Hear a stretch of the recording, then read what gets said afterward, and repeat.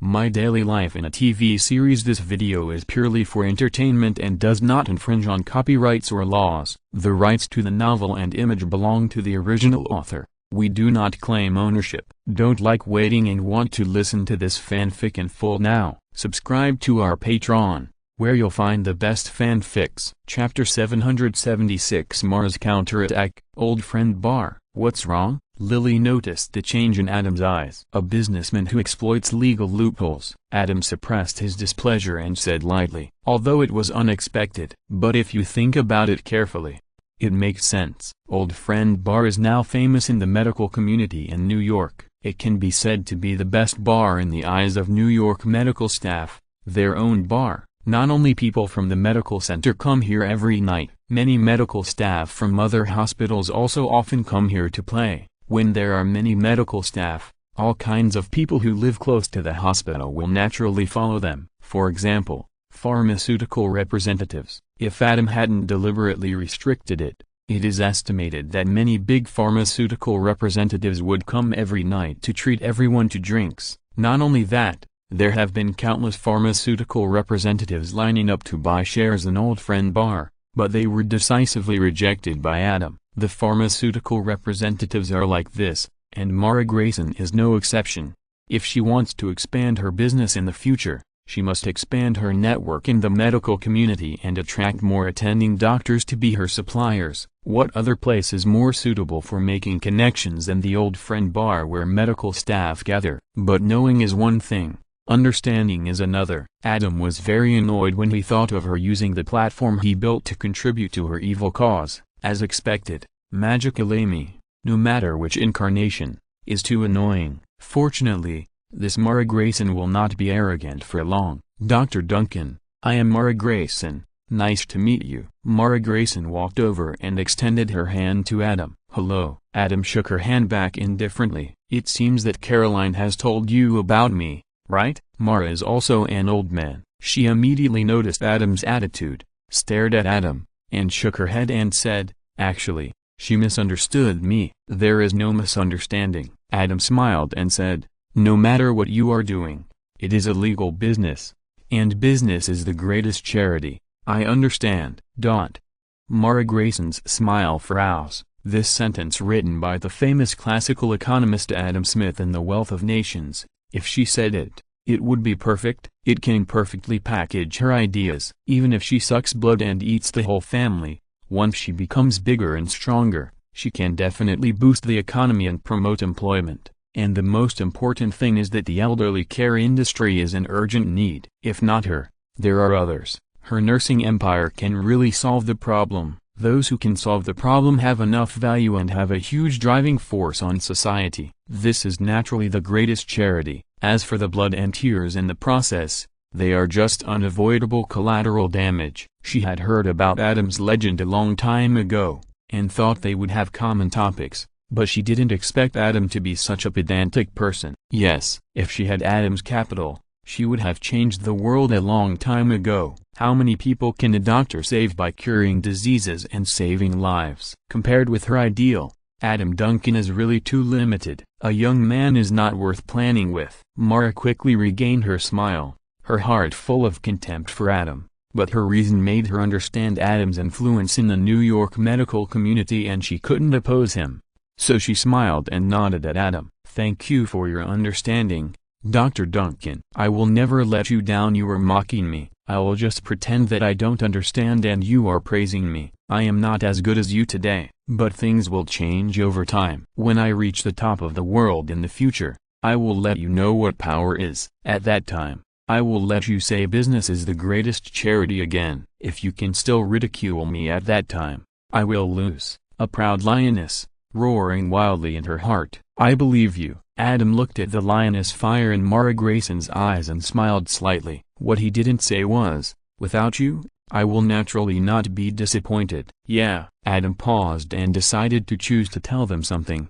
She is not a good person. Hiss. Although it was said briefly, the cruelty in it still made everyone gasp. The devil in Lily's eyes disappeared instantly. How could she still be devilish when facing a real devil? Is it true? Isn't this too exaggerated? Is there no one to take care of it? Matthew, we must have children. Yes, We must have more. Everyone was talking about it. If you like, we can adopt children when the time comes. Ted noticed his wife Anna's mood and quickly comforted her. Yes, Anna smiled and nodded, not wanting to ruin the atmosphere. She had cancer and would not live for a few years. She was infertile and naturally did not want to adopt a child. Not only would it leave the child with a broken childhood, it might also drag down her husband Ted's next marriage. Such a thing, she who loved him, would naturally not do. Poor Barney. Lily suddenly sighed. What? Adam was stunned. The magical Amy doppelganger had just left, and Lily suddenly mentioned Barney, which suddenly made him think of the poor Barney doppelganger who had his throat cut. Barney, Lily shrugged and said, he will definitely be alone in the future. He will definitely fall into this trap and have a miserable old age. Isn't that pitiful? It's okay. Adam suddenly realized and said jokingly, then let Ted leave him an attic at home for his retirement. With an here, some things are hard to say, otherwise, he would just say, it's okay, he and Ted will just live together. P.S. It's too tiring to update 4 chapters in a row. The other 2 chapters of The Leader will be updated on Saturday and Sunday. Please forgive me. Chapter 777, Better Call Saul. Old friends bar. Everyone sighed for a while, then turned to laughing. People are like this. They like happiness. They hate sadness. It's the same even if they sigh for other people's sadness. It's okay once or twice. But if a person always likes to be sad, he probably has no friends, because no one likes to be a trash can for negative emotions. Matthew's tough female coach was obviously mad, and she rushed over as soon as she received Adam's call. Adam smiled as soon as he saw her, because he was too familiar with this temperament. Petite figure, scary raw. If she was fierce enough, she would definitely be another Bernadette. Matthew was already trembling all over. Lily was also drinking beer, not daring to look her in the eye. Adam smiled and invited her to sit down. He used his affinity for women to instantly calm the irritable female coach and let her return to her normal gentle and amiable state. Okay, no problem, it's all right. The petite Tyrannosaurus female coach sat next to Adam in a gentle manner, and her words were coquettish and greasy. This strong contrast made Matthew and Lily dumbfounded. Ted was watching the fun with a smile, but soon he couldn't laugh anymore. Fitness can improve a person's spirit and energy, which is very beneficial. The petite female coach explained to Adam seriously. Yes, that's why Matthew, Ted and others go to the gym on purpose. Adam nodded. The petite female coach glanced at Ted. He has never exercised. What? Matthew and Lily shouted in unison. Who said that? I went. Ted's face suddenly changed. Lily, Matthew, I went with you. Have you forgotten? I remember. Lily glared. Last time you did go with me, but before it started, you said you didn't bring a change of underwear, so you went back, and then you never came back. I remember it too. Matthew looked at Ted dangerously. Last time you went with me, just before it started, you said your MP3 was out of battery and had to go back to charge, and then you never came back. He basically enjoyed the massage in the massage room. The petite female coach added. Ted, you proposed that everyone work out together, but you yourself didn't even go. Adam looked at Ted with admiration, as if he was looking at his past life. At that time, the slogan of losing weight and exercising was shouted louder than anyone else, but every year,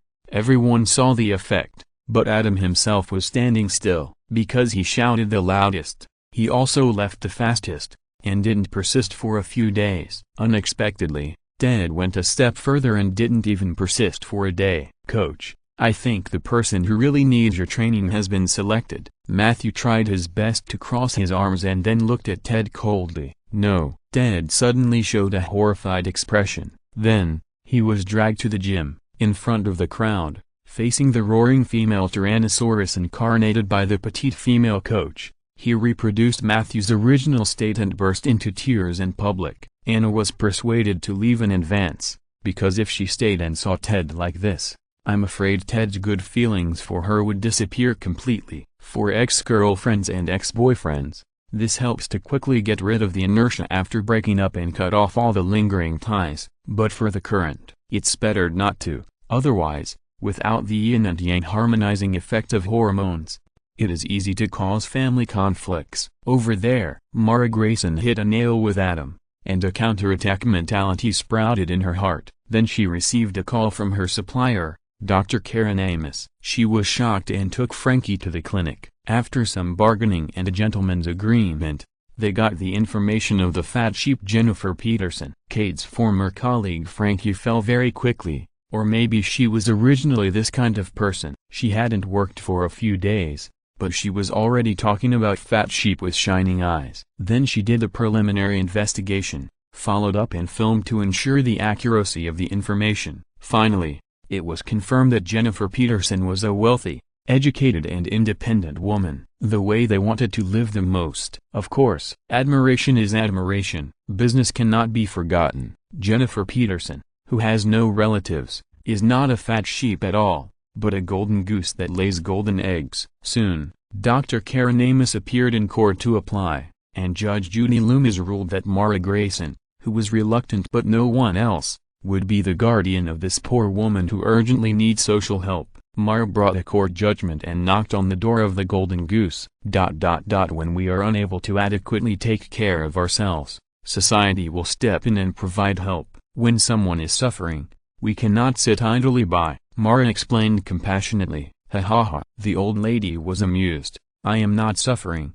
I am fine. I am fine. I don't need help. I am afraid this is not for me or you to decide. Mara also laughed. Finally, under her secret threat, the old lady took some clothes and was taken away and locked up in the Golden Light nursing home. Mara and her friends began to search through the boxes and register all valuable things for auction. They also found the old lady's bank safe and found gold bars and a bag of diamonds in it. This made Mara ecstatic. Because the bag of diamonds was not registered, she did not need to slowly embezzle it by legal means, but could directly embezzle it. With this bag of diamonds, her career could advance by leaps and bounds. A few days later, when she stepped on her high heels and walked into the luxurious office rented by the assets of dozens of elderly people with high spirits, she was suddenly stunned. Who are you? Finally I meet you, Miss Mara Grayson. I'm your loyal fan, Saul Goodman. A middle-aged man in a suit and tie, carrying a briefcase, extended his hand to Mara with a playful smile. I'm a lawyer. By the way, your office is really beautiful, especially this wall of portraits. These are all your wards. Standing here, one feels extremely powerful. I have to say, you are really a genius. You are worthy of being my idol. Mr. Goodman, how can I help you? Mara looked at Saul like this, and a bad premonition rose in her heart. Get straight to the point, concise and capable. I like it. Saul sat down and said with a smile on his face, it's like this. I'm Miss Jennifer Peterson's lawyer. My client is healthy and doesn't need to cause you any trouble. If possible, can you help her go back to her home? She called you? Mara smiled. How is that possible? Saul Goodman waved his hand and laughed. If you can call me after you get in, why do you need me to come here in person? Mara's smile froze. Why did she feel that this guy was not a serious lawyer, so evil? It's like this. Jennifer's health has just had problems. It has seriously deteriorated, and her memory has declined. This is a manifestation of Alzheimer's disease. Yeah, I understand. I understand. Saul nodded with a smile on his face. But I believe she has fully recovered now. There is no way. This is a miracle of medicine. So, let's make a deal. Let my client go home now? Yes, of course I will take my client to stay in a hotel for 2 days. I hope that when she goes back, she can live in the same house. We all know your speed, and I believe you can do it. Why should I do this? Mara stared at him. Well, Thor shrugged and said, is it the right thing to do? Well, this one is not to your taste. Got it. I believe this one will definitely impress you. The reason you want to do this is because she has several good friends who are concerned about it. Mara leaned back and couldn't help laughing. Is this a threat? No, no, no. Thor waved his hands repeatedly. It's just expressing concern. How can it be a threat? What if I say no? Mara tried. Then I, a loyal fan, will be sad. Thor touched his heart with a sad expression. Are you saying I will die? Mara was shocked and understood keenly. Of course not. It's just the heartbreak of being rejected by an idol as a loyal fan. Thor shook his head repeatedly and said with a playful smile, I will be heartbroken, but everyone will die one day. It's just the difference between dying first and dying later, dying of laughter or crying. Idle. I just hope that you won't be too sad because I die of laughter. Mara. Chapter 778 Justice and Revenge. Grayson's office. Who do you represent? Mara asked. Justice League. Thor said seriously. Of course, if DC is not enough, there is Marvel. Seeing Mara's cold face and not speaking, Thor had to shrug and said, sorry, it seems that you don't read comics. DC has the Justice League, and Marvel has the Avengers. I personally prefer the Justice League, but many people's aesthetics are so diverse. They often feel that justice is not enough, only revenge is satisfying. But in fact,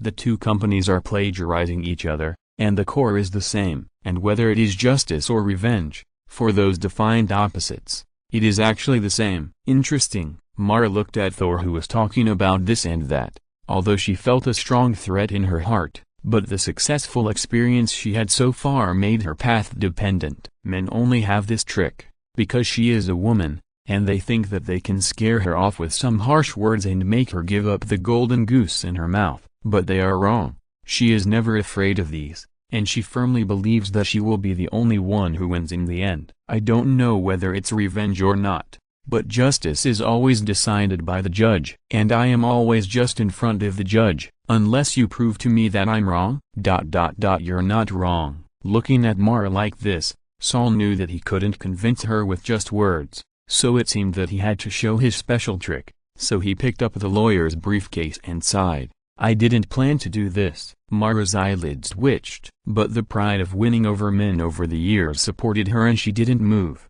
just watching Saul open the briefcase. Then she smiled. She won again. This is $150,000 cash. Saul opened the briefcase and showed it to Mara. Originally, these were usually his extra income, but this time it was obviously not possible. You are so generous. Mara smiled, and what she said made Thor want to laugh. But the opening statement is $150,000. Obviously, Jennifer Peterson means a lot to the Justice League or the Avengers behind you. How about this? $5 million. Give me $5 million, and I will give you the justice you want. $5 million? Thor laughed for a while, and when he saw that Mara didn't laugh, he was surprised and said, oh, are you serious? The superheroes in these two leagues punish evil and work hard for a year or so to earn this hard-earned money. You mean to let them all work for you for a year or so for nothing? If I can make the decision, I am willing to give it to you, but can you bear to take this money?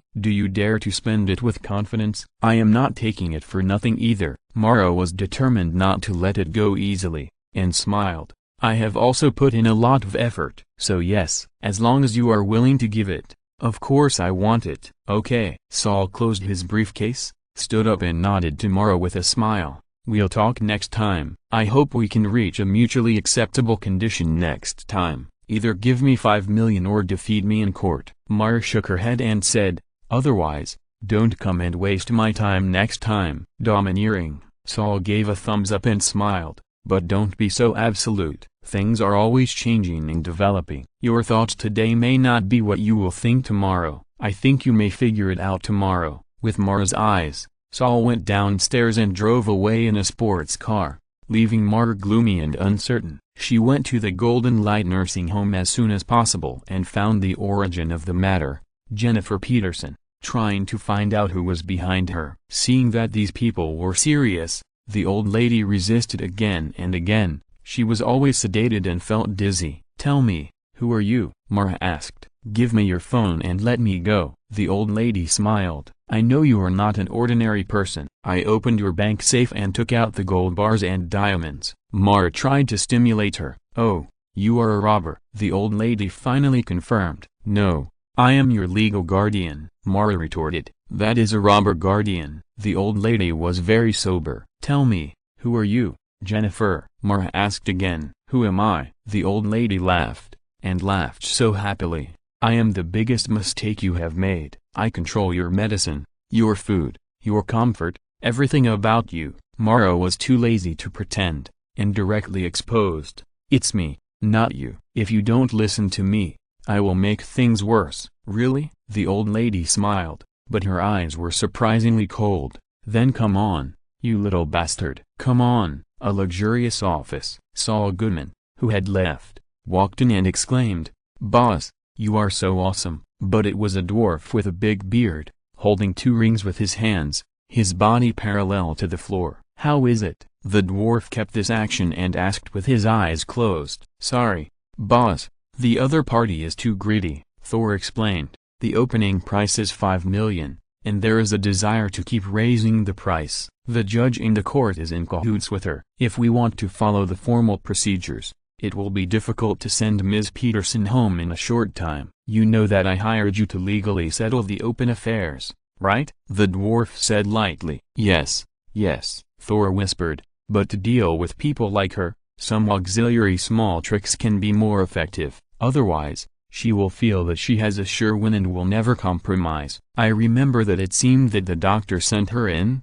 The dwarf got off the ring, opened his eyes, and said coldly, "Yes." Thor nodded and said, "Dr. Karen Amos, Ms. Peterson's attending physician, testified in court that Ms. Peterson had Alzheimer's disease. With a son like me, my mother has a medical miracle." The dwarf sneered, "When the miracle comes, you will give that woman one last chance and send my mother out immediately." "Yes." Thor nodded and agreed. He knew that if it wasn't for the purpose of keeping Jennifer Peterson secret and not letting people know about her existence, the man in front of him would have killed everyone who dared to hurt his mother. And he also knew that even if Mara Grayson compromised now, she would die miserably sometime later. The next day, medical center. "Have you heard about it?" "I heard about it. It's so horrible. We don't know who did it. Most likely it was the patient. This isn't the first time." "Hey, didn't you hear that the diagnosis hasn't been made yet? It could also be suicide. She lived such a good life. I've never heard of her suffering from depression. She runs her own clinic and her work intensity is not high. She's not a psychiatrist. Why would she commit suicide?" "Now Dr. Shep will be sad." "That's perfect. You,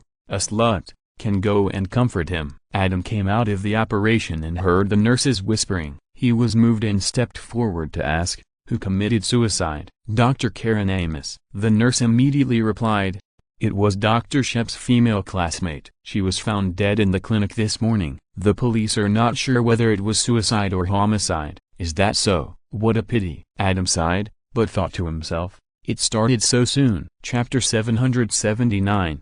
Even Adam heard the news of the death of Dr. Karen Amos of the Nizu, so how could Mara Grayson not know about it? Frankie, who used to be a policeman, also conducted a deeper investigation and found that there was a black hole behind this golden goose. He immediately advised her to pack up and leave. At first, Mara didn't believe it. She thought it might be Karen's other troubles, but later she was afraid and agreed to leave the city to avoid the limelight. But before leaving, she went to the Golden Light nursing home. "It's such a pity to hear about Dr. Amos." The old lady smiled proudly. "You are the next ones. Unless you send me out now, maybe you can still keep your life." "Jennifer, listen to me." After Mara sat down, he looked at the old lady. "There is no losing in my dictionary, and I will not lose. I will never let you go. You are mine. I will drain your money, your comfort and your self-esteem. You are just an old woman with Alzheimer's disease, incontinence, living in a nursing home. You will die here. No one will see you except me." After these words came out, the old lady's smile faded a lot, because she enjoyed the top package of the Golden Light nursing home yesterday, which was the greatest humiliation in her life, and it can be imagined that she will have to live like this for a short time. So she stood up, walked behind Mara, showed her cruelty, and stretched out her hand to strangle Mara's neck without hesitation, trying to kill Mara. But all this was in Mara's plan. The security arrived in time and took the old lady away, and the camera captured this brutal scene. Mara took the video and immediately went to the court to apply for the old lady to be sent to a mental hospital with strict custody. Unless she, the guardian, agrees, no one can take the old lady away without going through the procedures for a few years. That's right, this is not only a means of self-protection, but also her greed, and she is still unwilling to let go completely. After quickly handling this matter, she called Saul Goodman and again proposed 5 million to solve all problems. But Saul, who was stunned by her coquettish operation, hung up the phone directly. Mara, led by Frankie, packed her things and prepared to leave. But she was found directly, and after a syringe of tranquilizer, she fainted. When she woke up again, she was already by the Hudson River in the night. Through the surrounding car lights, a bearded dwarf stood in front of her. "Hello, Mara Grayson." As the dwarf spoke, a transparent plastic bag covered her face, making her feel the fear of suffocation with her hands and feet bound. Then, the dwarf came over and tore open the plastic bag on her mouth, allowing her to breathe. "I don't like you. You just met me." Mara was more convinced that he didn't dare to kill her, and she regained the confidence and courage of a lioness. "Who are you?" "A dangerous person." "Is that what it says on your business card?" Mara couldn't help laughing. "You should be scared now," the dwarf kindly reminded. "Why? Because you have to give another speech?" Mara mocked. Bang! The dwarf punched Mara in the face. "That's it." Mara was still laughing. Next, the dwarf threatened Mara with her mother, but for Mara, a filial daughter, it didn't matter at all. Threatening her with death. For Mara, who believed in the chips in her hand, she didn't believe it at all before she really died. However, she still didn't dare to confront the dwarf all the time, and said tactfully, "Actually, your initial method was right. I am willing to be bribed. It's just that your people offered too low a price." "Do you have an expected number?" the dwarf asked curiously. "Of course." Mara looked at the other party and said a number seriously. "I want $10 million. Good guy. He doubled it right in front of him. Dang, dang, of course you would think so." The dwarf was so angry that he stuttered. "You are very brave, Miss Grayson. Stupid, but very brave. In this country, only this way can you succeed." Mara began to speak excitedly about her ideal. "I need money, a lot of money, and I bet that $10 million is nothing to you, but for me, this is just the beginning, so that I can use money as a weapon and achieve unprecedented careers." "You don't have any cards in your hand," the dwarf reminded. "I have your mother and your diamonds." Mara laughed and said, "If I die, I promise that you will never get those diamonds. And it will be very complicated to rescue your mother by then, and she may not live to that time. Just give me money. This is the simplest and most effective way." At this point, Mara's self-confidence reached its peak. She felt that the advantage was in her, and she was sure to win. "Nay, I isn't." The dwarf was silent for a moment, said to his men, turned around and got into the car and left. "Make sure the technique is natural." Two big men immediately stepped forward and covered Mara's mouth and nose with a cloth, not giving her a chance to speak again. After knocking her unconscious, they used the hose to pour wine into her body through her nose. Then they drove to a steep slope, put her on the driver's seat, put a bottle of wine in her hand, and then arranged for her to rush down the accelerator while she was unconscious. Mara was indeed a ruthless person. After the car rushed into the river, she woke up from her coma. Then she kicked the rear glass window in the shortest time and swam up from the deep river to the shore. Mara, who was soaked all over, spit out a mouthful of river water, pulled out the teeth that were loosened by the dwarf, held them in his palms, opened his arms, and roared like a lioness in anger. "Ah, if I don't take revenge, I will not be a human being." It was a quiet night. This was another uninhabited suburb. Not far away, two big men who were about to leave heard the heart-wrenching roar, looked at each other, and ran over quickly. Mara, who had vented her anger, took a deep breath and prepared to leave. Although she didn't care about her mother's life or death, she cared about Frankie. She was caught, and it was hard to say how Frankie was doing now. "And if you survive a disaster, you will have good fortune in the future." She had secretly memorized the dwarf's license plate number. Now the dwarf thought she was dead. The light and the darkness were reversed. "Let's see how she will kill him." Just when she regained her fighting spirit, wiped her face, and was about to leave, she suddenly saw two black shadows rushing towards her. "No!" Mara roared like a lioness again, but this time, it was endless despair. She staggered away, but she couldn't outrun the two big men, and was caught up in a few steps. "Don't kill me. You can pretend I don't exist. Let me go. I can give you money. A lot of money." Mara was really scared this time. The dwarf was not kidding when he wanted to kill her. If it wasn't for God's blessing, she would have been dead. How could she have the courage to play courage with these people? The two big men looked at each other, without saying a word, and carried Mara, step by step into the river. Of course they wanted money, but they didn't have the courage of Mara, who would rather live than live. Otherwise, what's the use of having more money if you lose your life? Things should be done from beginning to end. No, Mara struggled frantically, but it was meaningless under the huge strength of the two big men. Soon, her head was pressed firmly into the water, and she ended this sinful life in endless and long fear. In their apartment, Frankie, who was knocked unconscious, lay next to the gas stove. All the gas stoves were turned on, and gas was constantly emitted. Finally, there was a loud explosion. Chapter 780. The God of War returns and finds a 60-year-old woman living in a doghouse. Medical center. Hi, Dr. Shept. Hi, my condolences. Thank you, Dr. Shept. I'm so sorry about your friend's situation. Please let me know if you need anything. Thank you, Dr. Shept. The nurses greeted Dr. Shept one after another. Meredith was stunned. Wow, Mr. Dream is back, Christina teased. Adam, do you know what's going on? Meredith tried to hold back, but couldn't help looking at Adam, who was watching the fun with a smile. Of course. Adam nodded.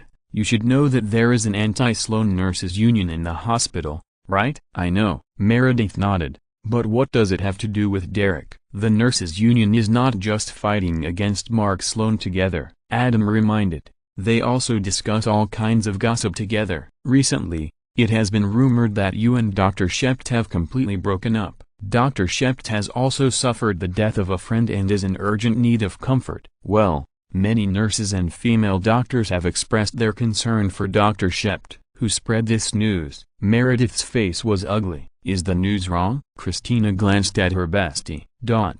Meredith didn't know what to say. She and Dr. Shept had been in contact before. She thought this state was good. Then Dr. Shept proposed to her recently, wanting a long-lasting relationship. But she had experienced such a family since she was a child, so she naturally didn't trust marriage. Even if Dr. Shept seemed sincere, she couldn't trust him completely. She was afraid that he would become another father. Dr. Shept was very disappointed, so he said he could wait. But if someone suitable for him appeared during this process, he would not guarantee to wait until the end. She also agreed. But this scene happened too quickly. You know, they had a working lunch in the storage room yesterday. The news was passed by Dr. Sloan. Adam reminded. I heard that he and Dr. Shept have reconciled recently and become good friends again. This kind of thing was also expected by Adam. Adam once guessed how long Dr. Shept could hold on. Sure enough, it was shorter than expected. He was cheated so hard,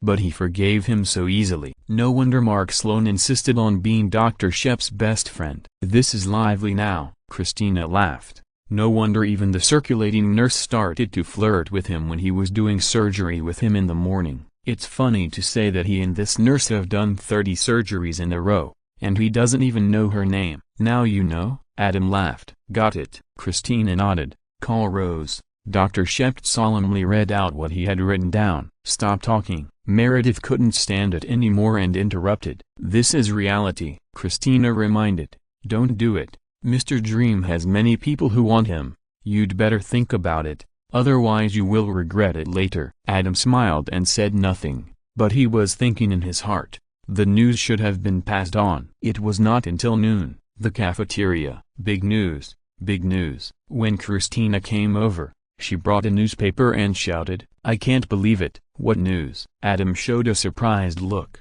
Do you remember Dr. Shept's female doctor classmate who was killed? Christina unfolded the newspaper. Before, we didn't know whether it was murder or suicide, but now there is news that she was murdered. And she may have deserved it, because she colluded with professional guardians and labeled patients with no problems as having Alzheimer's disease and unable to take care of themselves. Then she sent them to nursing homes and locked them up, and embezzled the property of these elderly people. What? Meredith, who was feeling sad, was also awakened by this news and looked over in disbelief. That's right. Christina widened her eyes and told this news that even shocked her. It turns out that as long as the attending doctor and the judge worked together to do something wrong, an independent elderly person with money and education can easily be locked up and live a life worse than death. Meredith grabbed the newspaper and read it carefully. Adam also looked over with great interest and saw the headline on the front page of the newspaper. The big headline: "The God of War returns and finds his 60-year-old mother living in a doghouse. In a rage, he slaughters 3 people." The article describes in detail the black industry chain of professional guardians and nursing homes working together, colluding with doctors and judges to plot against the elderly's property. The details are vivid and it feels like you have experienced it yourself. However, the murderer is a guest throughout the article, and it is suspected that the God of War has returned. That's right, as soon as you see the title, you know that this article was written by Adam. Ever since Kate learned from her that the magical Amy's doppelganger was drowned in a suburban river and her assistant Frankie was blown to death in the apartment, Adam and Juno, who rushed over, concocted this article to warn the world. Otherwise, Adam seriously suspected that this matter would be ignored as an unsolved case, or even more simply, as 3 suicides. Don't think Adam is exaggerating. According to Kate, the local police department's first reaction was to follow this. After all, there is no clear evidence that it was homicide. It's better to save trouble if you can. If you really perfunctorily pass it over, the effect of Adam and his efforts will be greatly reduced. Therefore, Adam wrote the article, and Juno deleted and added details to make it shocking. After printing it out, it was mailed to several ambitious reporters without making a sound. Then there was this front-page headline: "The effect." Adam was very satisfied. Didn't you see that even Christina, who always only cared about medicine, and Meredith, who was in love, were shocked? But it was understandable. Whether it was Christina or Meredith, their goal was to become independent women. Christina was more specific, that is, to become the next Alice Gray. And look at Alice Gray. If it weren't for Meredith, her daughter, she would definitely be hunted with her conditions. And Christina hated children the most, so she would probably not have children in the future. In this way, it is completely imaginable how strong the sense of substitution this article gave her. And the stronger the sense of substitution, the deeper the shock. Damn it, she didn't want to encounter such a thing in the future. When she thought about struggling all her life and winning everything, when she got old, she could not enjoy the glory she had fought for all her life, and she might not even be able to guarantee her basic dignity as a person. This cruelty is chilling. Meredith was afraid, because of her bad relationship with her mother, and because she was too busy studying medicine and having fun. She rarely paid attention to her mother in the nursing home at first. If Adam hadn't taken her mother out and put her in the hospital, who knows if her mother would have suffered the same fate. Christina and Meredith are nothing. What really needs to be blown up are the 4 urban girls headed by Carrie from Sex and the City. Well, what they worked hard for was thrown into the mud. No, it was thrown into hell. This is absolutely unbearable. What's more hateful is that the person who did this is their kind. They have seen this Mara Grayson before, and even regarded her as a confidant, but they vaguely knew that what she did was a little gray. But before, everything depended on whether it was successful, so they naturally ignored the gray behind it. They only looked at Mara Grayson's bright and beautiful appearance. But now it makes them very embarrassed. They can only speak out and ask the police to give the truth. Chapter 781 Crazy Karen, Medical Center. Meet at a point. Adam got the effect he wanted from Christina and Meredith's reactions, and he was in a very good mood. After that, some other newspapers also had various headlines on the front page. The boss returned and found that the 60-year-old mother lived in a doghouse. In a rage, he slaughtered 3 people. The king was looking for his relatives and found that the 60-year-old princess lived in a doghouse. In a rage, he slaughtered 3 people. Various shocking expressions of the God of War Dragon King made this matter ferment rapidly. Many reporters have followed the map and surrounded the Golden Light nursing home, asking to interview the elderly inside. However, they were all rejected by the director of the nursing home on the grounds that the guardian was not there and there was no court approval, so such an illegal arrangement could not be made. It's just that things have become like this. There are always a few bold reporters who like to take the wrong path and hope to become famous in one fell swoop. They sneaked in and took explosive pictures that made this incident even more explosive. The picture shows a group of elderly people, smiling and sitting there in a uniformed manner, It was nothing before. But after this incident fermented, this group of photos simply made everyone who saw it shudder. Because anyone who has read the newspaper and learned about the cruel operation here can feel this kind of tranquility, which is completely the most violent storm in the world. Some reporters also went to the mental hospital to try to interview the 60-year-old woman and 60-year-old princess who caused the landslide and tsunami, and took a video of her answering questions fluently without any dementia. And from her mouth, the authenticity of the same content in the front page headlines was verified. Of course, who is she? Why can she sit in a mental hospital and kill those bad guys? She would only smile and say, "This is God watching over her." Another sinner involved, Judge Judy Loomis, was also in a state of panic. It's just because of his sensitive identity, a bearded dwarf, even if he knew he was involved, in order not to make things completely out of control, he didn't dare to do anything to him. Yes, attending doctors, professional guardians, etc., if they die, they die. In the upper class, the impact is not that big. But if someone dares to touch the judge, even if the judge is a bad guy, it will cause an uproar. You know, judges, lawyers and other legal practitioners are the most group-oriented. Because of the nature of their profession, it is effective only if they fight in groups. Those who graduated from Harvard Law School are one group. Those who graduated from Yale Law School are one group. Those who graduated from Columbia Law School are one group.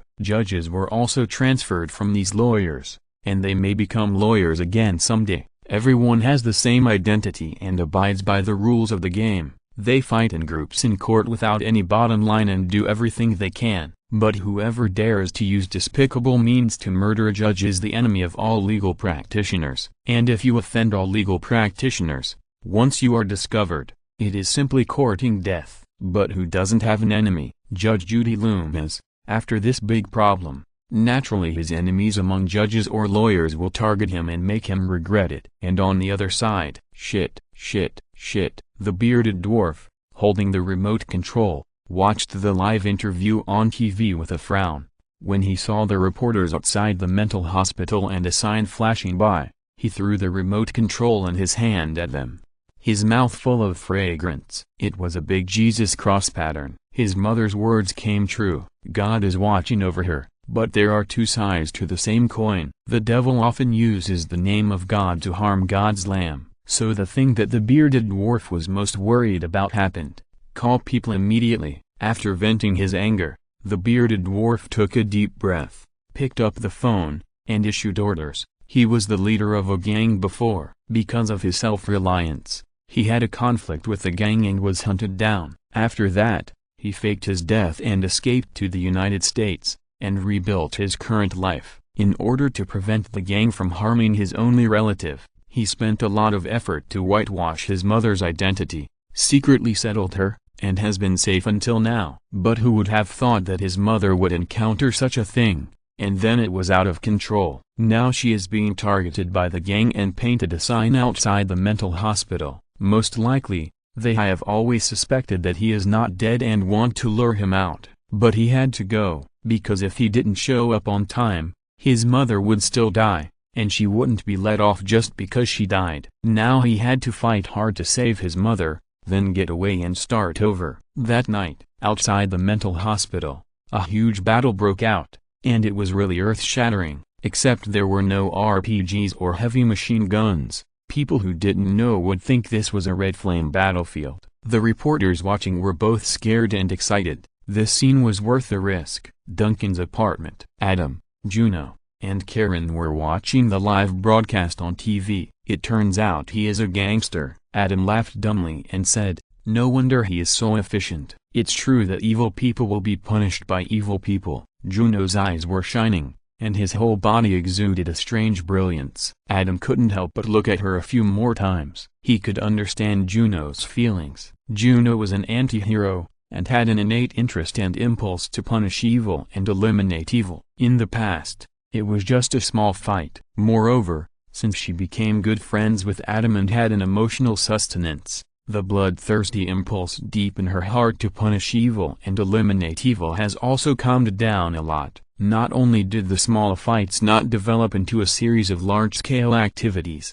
but they were even restrained to only use scalpels to cure diseases and save people to satisfy their desire in disguise. Of course, during this period, Adam also came out again, but these are completely incomparable to this time. Looking at the war on TV, she has predicted that this incident will become a part of culture as a major legendary event, profoundly affecting everyone. After that, everyone just needs to think about the black industry chain exposed this time and make their own choices. Those elderly care and medical institutions, thinking of the bloodshed this time, can be a little more restrained and not so black. The regulatory agencies, under the pressure of public opinion, can introduce some laws that are less suitable for exploitation. At that time, Adam and Juno, who did something by chance, will save countless people who might be dragged into hell. Immeasurable merit. Because it was not done by himself, Adam could not increase the life of the system, otherwise it would be estimated that at least it would live a long life just based on this time. But Juno was almost blown away by this unprecedented sense of achievement.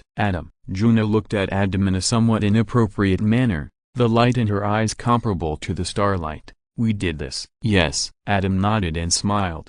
"We have a share of the Medal of Honor."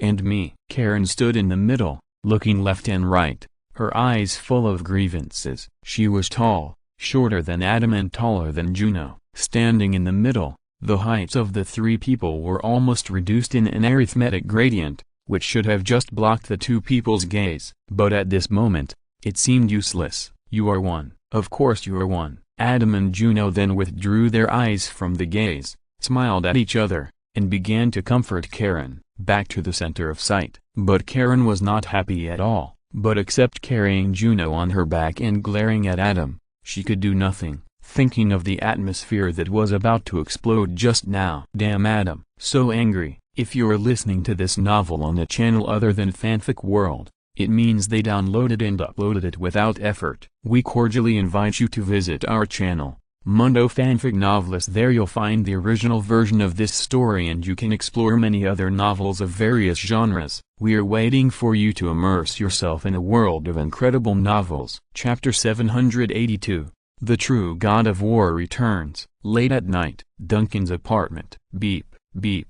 Adam's pager rang. Huh, so fast? Adam picked up the pager in surprise and took a look. The firefight on TV was still going on. The night had cordoned off the scene, and no one could go in, and no one would go in. According to Adam's prediction, the hospital would at least have to wait until the firefight was over before it could get busy. Or maybe it wouldn't get busy at all. He didn't expect the hospital to call him over right now. "I'm going to the hospital first. You stay at home. Don't go out at night to prevent stray bullets." Adam was about to leave while talking. "Take us to Monica first." Juno smiled and said, "With so much noise tonight, we can go over to accompany her and feel more at ease." "Good idea." Adam's eyes lit up. "I almost forgot. So take the first aid kit with you, just in case." "Okay." Juno nodded, entered the bedroom, skillfully passed the fingerprint and password, opened the secret door of the partition room, took out a first aid kit from inside,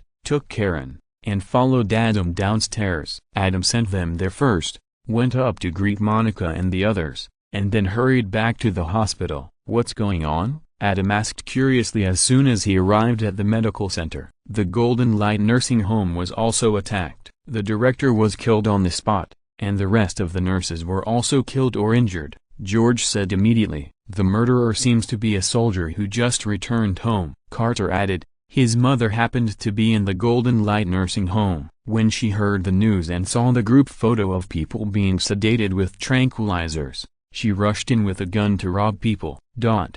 Adam's mouth twitched and he complained, "Is there a 60-year-old princess in this Golden Light nursing home?" This is the return of the God of War, and he found that his 60-year-old mother lived in a doghouse. In anger, the situation changed. Originally, he was just writing casually, who knew there was really a God of War, and are the soldiers now so steely? They really rushed at the slightest disagreement. Now he really has to doubt whether there is a 60-year-old princess found by the king in search of relatives. "Hurry up and change your clothes." Adam finished complaining and quickly ordered, "The ambulance will be here soon." "Yes." The four children immediately put on disposable protective clothing. "By the way, Stay with me later. Adam quickly changed his clothes and reminded the 4 children, don't take over patients casually, pay attention to safety, no one knows if someone will come to shoot again. Yes. The 4 children's eyelids jumped. Adam took the 4 children to the emergency door and explained a few words to the security captain. While waiting for the ambulance,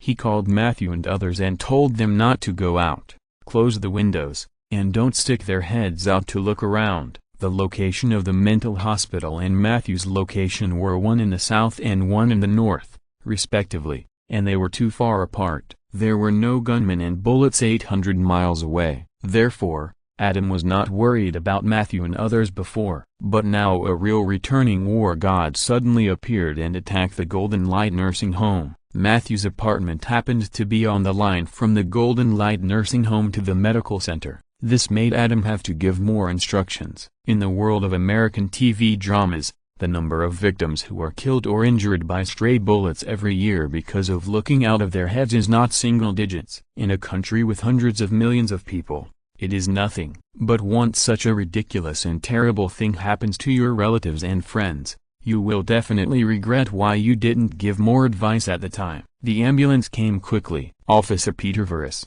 25 years old, shot in the chest, 860 milliliters of internal bleeding. The paramedic said quickly. Ah, it hurts. The young police officer cried out in pain. You are so brave. Lexi couldn't help but say, you are the first injured officer sent here tonight. You must have been injured in the front, right? The young police officer forgot the pain at first because he was praised by a beautiful doctor, but then he turned his face away with a flushed face. 2 milliliters of morphine. Adam checked and ordered, Melendez, Carter, take him to get an x-ray and report the situation at any time. Yes. The little man and Carter responded and left. Gray. Adam watched them leave and glanced at Lexi. Less chatting, more work. Yes. Lexi didn't understand. O'Malley, tell her the reason. Adam shook his head helplessly. This young police officer was probably not injured because of charging ahead. George reminded, the rules of the night are not to charge ahead fiercely.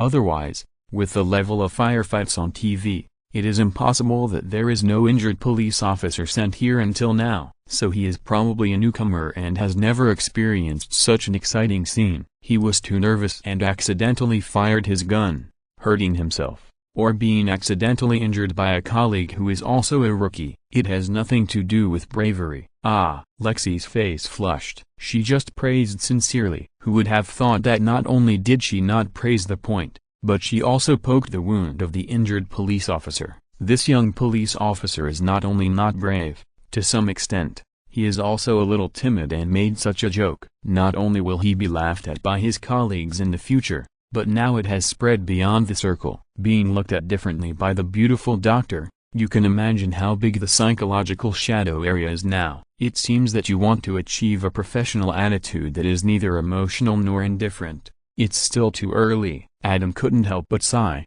Sometimes, as doctors, we do need to convey some non-medical information to patients, but definitely not at this moment, and definitely not in this way. I'm sorry, Dr. Duncan. Lexi looked apologetic. No need to say sorry. Adam looked at her. We are doctors, it's best not to say sorry forever. At work, let your actions speak for you. Which is more powerful? Yeah. Lexi frowned, pursed her lips, nodded repeatedly, and agreed through her nose. At this time, another ambulance roared in. Adam took Lexi and George and greeted it. This time it was a seriously injured but not dead nurse in the Golden Light nursing home. During the first aid process, Adam was still thinking about whether the soldier war god would come to shoot again. Are these nurses innocent? In Adam's opinion, it is not innocent. How could the staff not know what is going on in the Golden Light nursing home? Don't be kidding. These staff members all know the inside story of the nursing home, and are either deeply involved or turn a blind eye. Anyone with a kind heart would never pass the interview of the Golden Light nursing home and come here to work. Otherwise, how could they bear to see those newly imprisoned elderly people crying and protesting? Once they can't bear it, it will naturally pose a huge threat to the Golden Light nursing home. The Golden Light nursing home has been open for so long, and nothing has happened. On the contrary, It has become the first choice of kindness in the words of Judge Loomis. At least it can be seen that the external image of the business is good. Otherwise, even if Judge Judy Loomis wanted to brag, it would be difficult to brag. Therefore, the management of the Golden Light Nursing Home must have a set of methods, and it is impossible that they can't even think of such a thing. How can such a caregiver be considered innocent? Chapter 783, The God of War attacks the medical center. As the indiscriminate bombardment of the evil forces at the mental hospital ended, the night began to gather superior forces and advance steadily. Whenever there was danger or a sign of danger, more than a dozen guns and hundreds of bullets poured out like a rain of needles from the king of hidden weapons. No matter what it was on the other side, you could see dense holes, revealing the light of righteousness. Soon after, the medical center became completely busy. Various wounded were sent here in an endless stream. Adam received a call from Carter, saying that the X-ray was ready and the rookie policeman needed surgery. Book the operating room. Take him there. I'll be there soon. Adam gave orders while saving people in the emergency room. After quickly stabilizing the patient's injuries, Adam looked at Lexi, who was following him.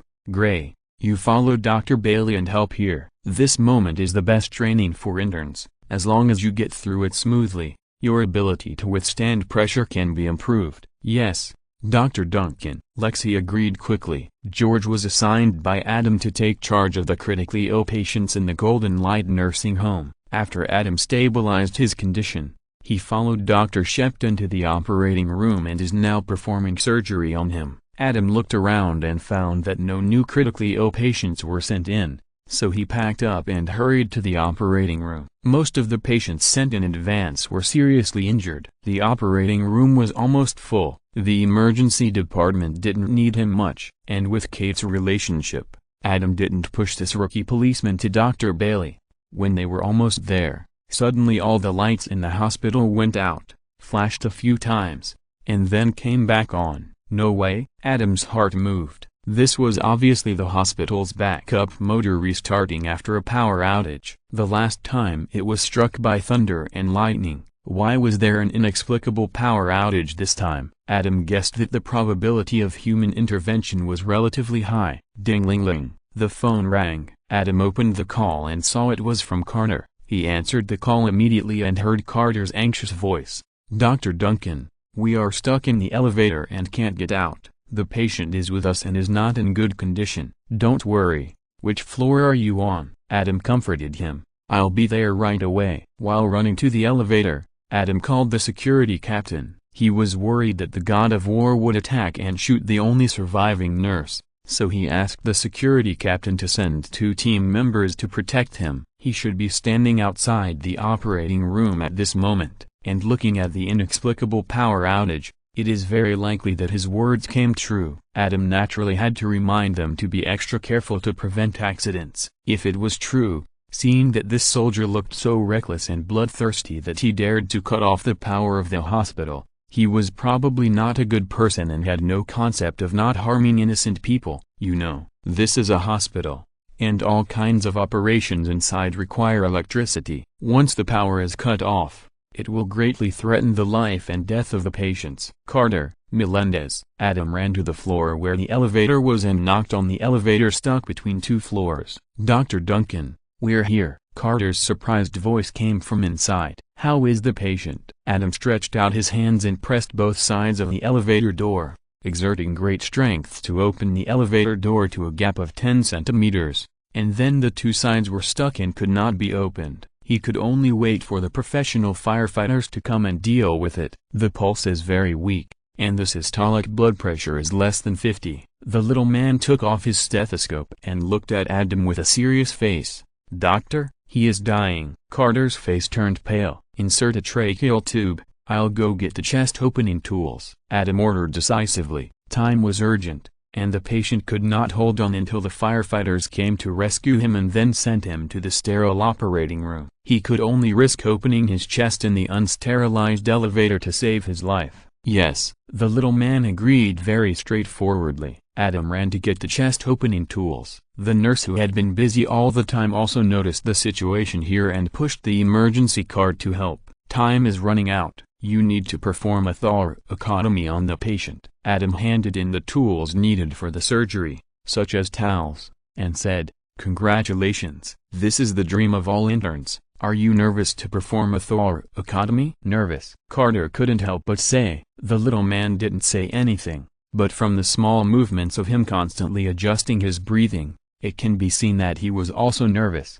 "Don't be nervous. I will guide you," Adam comforted him. "You are all the best interns. As long as you overcome your nervousness, it will be fine." "Yes." The little man and Carter looked at each other, took a deep breath, and agreed loudly. "Melendez, you will perform the surgery." Adam looked at the two through the gap in the elevator door and made arrangements. Both of them were nervous, but the little man's self-regulation ability was obviously stronger than Carter. "Yes." Carter took the breathing bag from the little man's hand and assisted the patient's breathing. The little man opened the patient's gunshot wound and began to clean and disinfect it. "Scalpel and scissors," Adam ordered. The nurse immediately brought the sterilized scalpel and scissors. The little man took it. "Listen carefully now." Adam gave the little man an encouraging look. "Insert the knife from the front of the armpit to the gap between the 5th and 6th ribs. The incision should be as large as possible to ensure that both hands can be inserted. If necessary, you can use scissors, but be careful not to cut the lungs and heart." "Got it." The little man held the scalpel and repeated it in a low voice, closing his eyes. Carter, who was holding the breathing bag opposite, was stunned. When he opened his eyes, he pressed the patient's chest and made his first cut. "Very good. Use a little more force." Adam looked at the smoothness of the scalpel cutting the patient's skin, and knew that the little man was still a little conservative, so he reminded him, "Yes, that's it. Keep this rhythm." Under Adam's command and encouragement, the little man quickly got over the initial nervousness and began to show his strength as a famous doctor. Whether it was theory or practice, the foundation was very solid. Under Adam's guidance, the first thoracotomy was very smooth without any twists and turns. "Dr. Duncan, the fire department is here," the nurse reminded. "Let them stand there first. Don't get close," Adam ordered. "There is an operation going on inside. Don't disturb them. Wait for my order." After that, he looked into the elevator and ordered, "Check the wound now, and then do a pericardiotomy. I need some pads, forceps, scissors and clamps." The little man already knew what to do, and ordered subconsciously, "You heard the surgeon's order." Adam smiled and looked at the nurse next to him. "Yes, Dr. Melendez." The nurse also cooperated and agreed with a smile. At this time, bang! A gunshot echoed in the hospital. If it was a suspicion before, Adam was now basically certain that the god of war was coming, because the direction of the gunshot was the operating room. Chapter 784 Black or White is Black. Medical Center. Gunshots came from the operating room. Everyone was nervous. "Lori, did you bring your cell phone?" Adam's mind raced, and he looked at the nurse Loli beside him. "I did." Nurse Loli immediately took out her cell phone. "Dial my number." "My number is, ding-a-ling-a-ling." "I have your number, Dr. Duncan." Nurse Loli dialed Adam's number without waiting for Adam to say anything. "Very good. You take the phone, turn on the external speaker, and keep the phone open." Adam answered the call and quickly said, "Melendez, Carter, keep reporting the latest situation at any time. I'll be back soon." "Dr. Duncan, you." Carter looked at Adam, who had disappeared, in disbelief. "It's very dangerous in the operating room. I'll go and take a look." Adam's voice rang out on the phone. "Don't worry. Do the surgery well." "Yes." "Be careful, Dr. Duncan." "Don't worry." Adam ran over quickly, making a steady call. It wasn't that he was showing off, it was that the little guy had basically stabilized the rookie police officer's injuries, and his guidance was actually the same whether he was at the scene or not. In the operating room, this so-called god of war was too shameless. In order to create chaos, he even cut off the power supply in the hospital. Now there was a gunshot. God knows if he would go crazy and kill people. Considering what these soldiers did overseas, Adam didn't dare to have too much hope. If he didn't have the ability, Adam would definitely hide farther than anyone else. But now he has more and more strength, speed, endurance, and bullet time, and he has the ability to protect himself. So in this case, It is natural to rush over and rescue his colleagues as much as possible under the premise of self-protection. Operating room. Help! Help! 2 hospital security guards hid in a corner and kept calling for help. One of them had a leg injury. Where is he? Adam arrived and asked. He went in the operating room. The security guard said in horror. Press the wound. Adam quickly checked and found that there was no injury to the artery, so he asked him to hold the wound temporarily. He walked to the operating room and looked inside quietly, and saw a soldier pointing a gun at everyone. Dr. Shept held the probe that was inserted into the patient's brain and confronted the soldier. Raise your hands. The soldier said coldly, I can't do it. If I let go, he might die. Dr. Shept said with difficulty, do you know what he did? The soldier was very angry and pointed his gun at the patient. It is because of them that so many elderly people have suffered hellish torture. It's about the Jingwan nursing home. We all know it, and we all stand on the side of the victims. Dr. Shept said calmly, but we are doctors. This is a hospital. No matter who the patient is, we need to treat him, and it is the judge's responsibility to judge him. Judge? The soldier smiled grimly and said, he is also a damned person. Do you think I will let him go? Don't. The medical staff were silent and did not dare to respond. Don't pretend to be a saint in front of me. The doctor deserves to die in this matter, the soldier said with red eyes. Now I give you a choice. Do you choose to stand on our side? Or do you choose to help these evil people like them and help them to commit atrocities? Seeing that Dr. Shept wanted to defend himself, the soldier shouted, there are only 2 sides. Don't. Dr. Shept looked at the black muzzle of the gun, was silent for a moment, and said in a hoarse voice, sorry, I am a doctor. You deserve to die. The soldier's smile began to be ferocious. The muzzle of the gun aimed at Dr. Shept, and his hand had already touched the trigger. You deserve to die. Adam sensed the danger and entered the bullet time at the critical moment. He rushed in at lightning speed and grabbed the soldier's right hand. The powerful force instantly twisted the soldier's right hand holding the gun off. Bang! A gunshot. The soldier is indeed a professional killing machine. Under Adam's rapid attack, he still instinctively shot with pain, but it was too late at this time. As the soldier's right hand holding the gun was broken, the muzzle moved down. The shot did not hit Dr. Shept, who closed his eyes but still held the probe steadily, but hit the floor. Ah! The soldier screamed, and his professional combat skills made him use his remaining left hand to touch the gun on his waist. That's right, he came here fully armed, and he didn't have too many guns and ammunition. Adam in bullet time naturally discovered the soldier's movements in advance, stretched out his hand to hold the soldier's left hand, raised his foot and kicked the soldier to the ground, and Adam pressed the left hand behind his back. Dr. Clark, tranquilizer. After making sure that the soldier was pinned to the ground, Adam shouted at the anesthesiologist. Oh, the anesthesiologist took a while to react, but he was so weak that he couldn't come over. Adam couldn't care less at this time. He could only hold the soldier's arm with one hand to calm the soldier's whole body,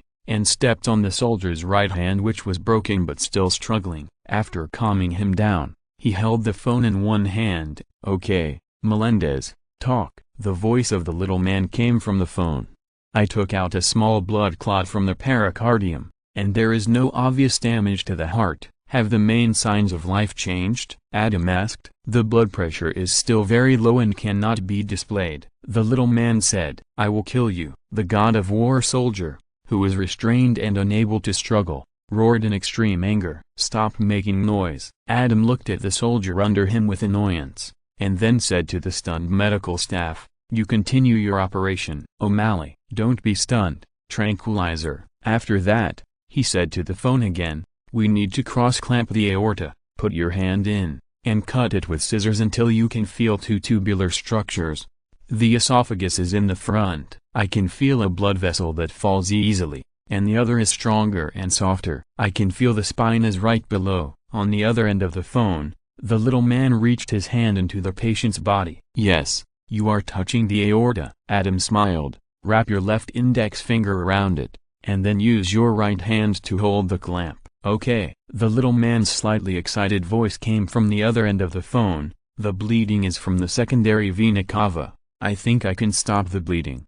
Can you find the wound? Adam asked. Yes. The little man nodded, but it's too far away and can't be repaired. How big is the wound? Adam asked. Very small, smaller than a dime. The little man replied. Very good. Adam ordered. Melendez, I want you to plug the hole with your finger. It's blocked. The little man said, I can feel the blood starting to flow into the heart, and the heartbeat is stronger than before. Very good. Adam said, now keep doing this, Wally.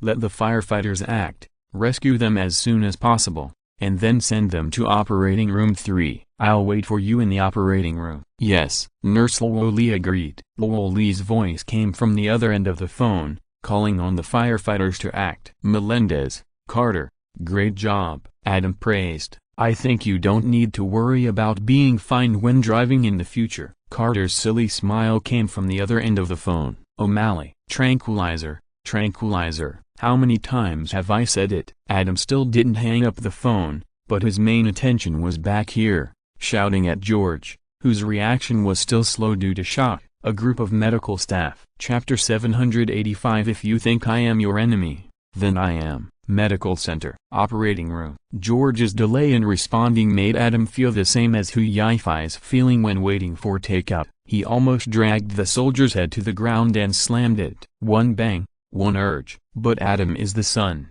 the light of righteousness. In front of the public and the camera, he will never do anything out of line with emotion.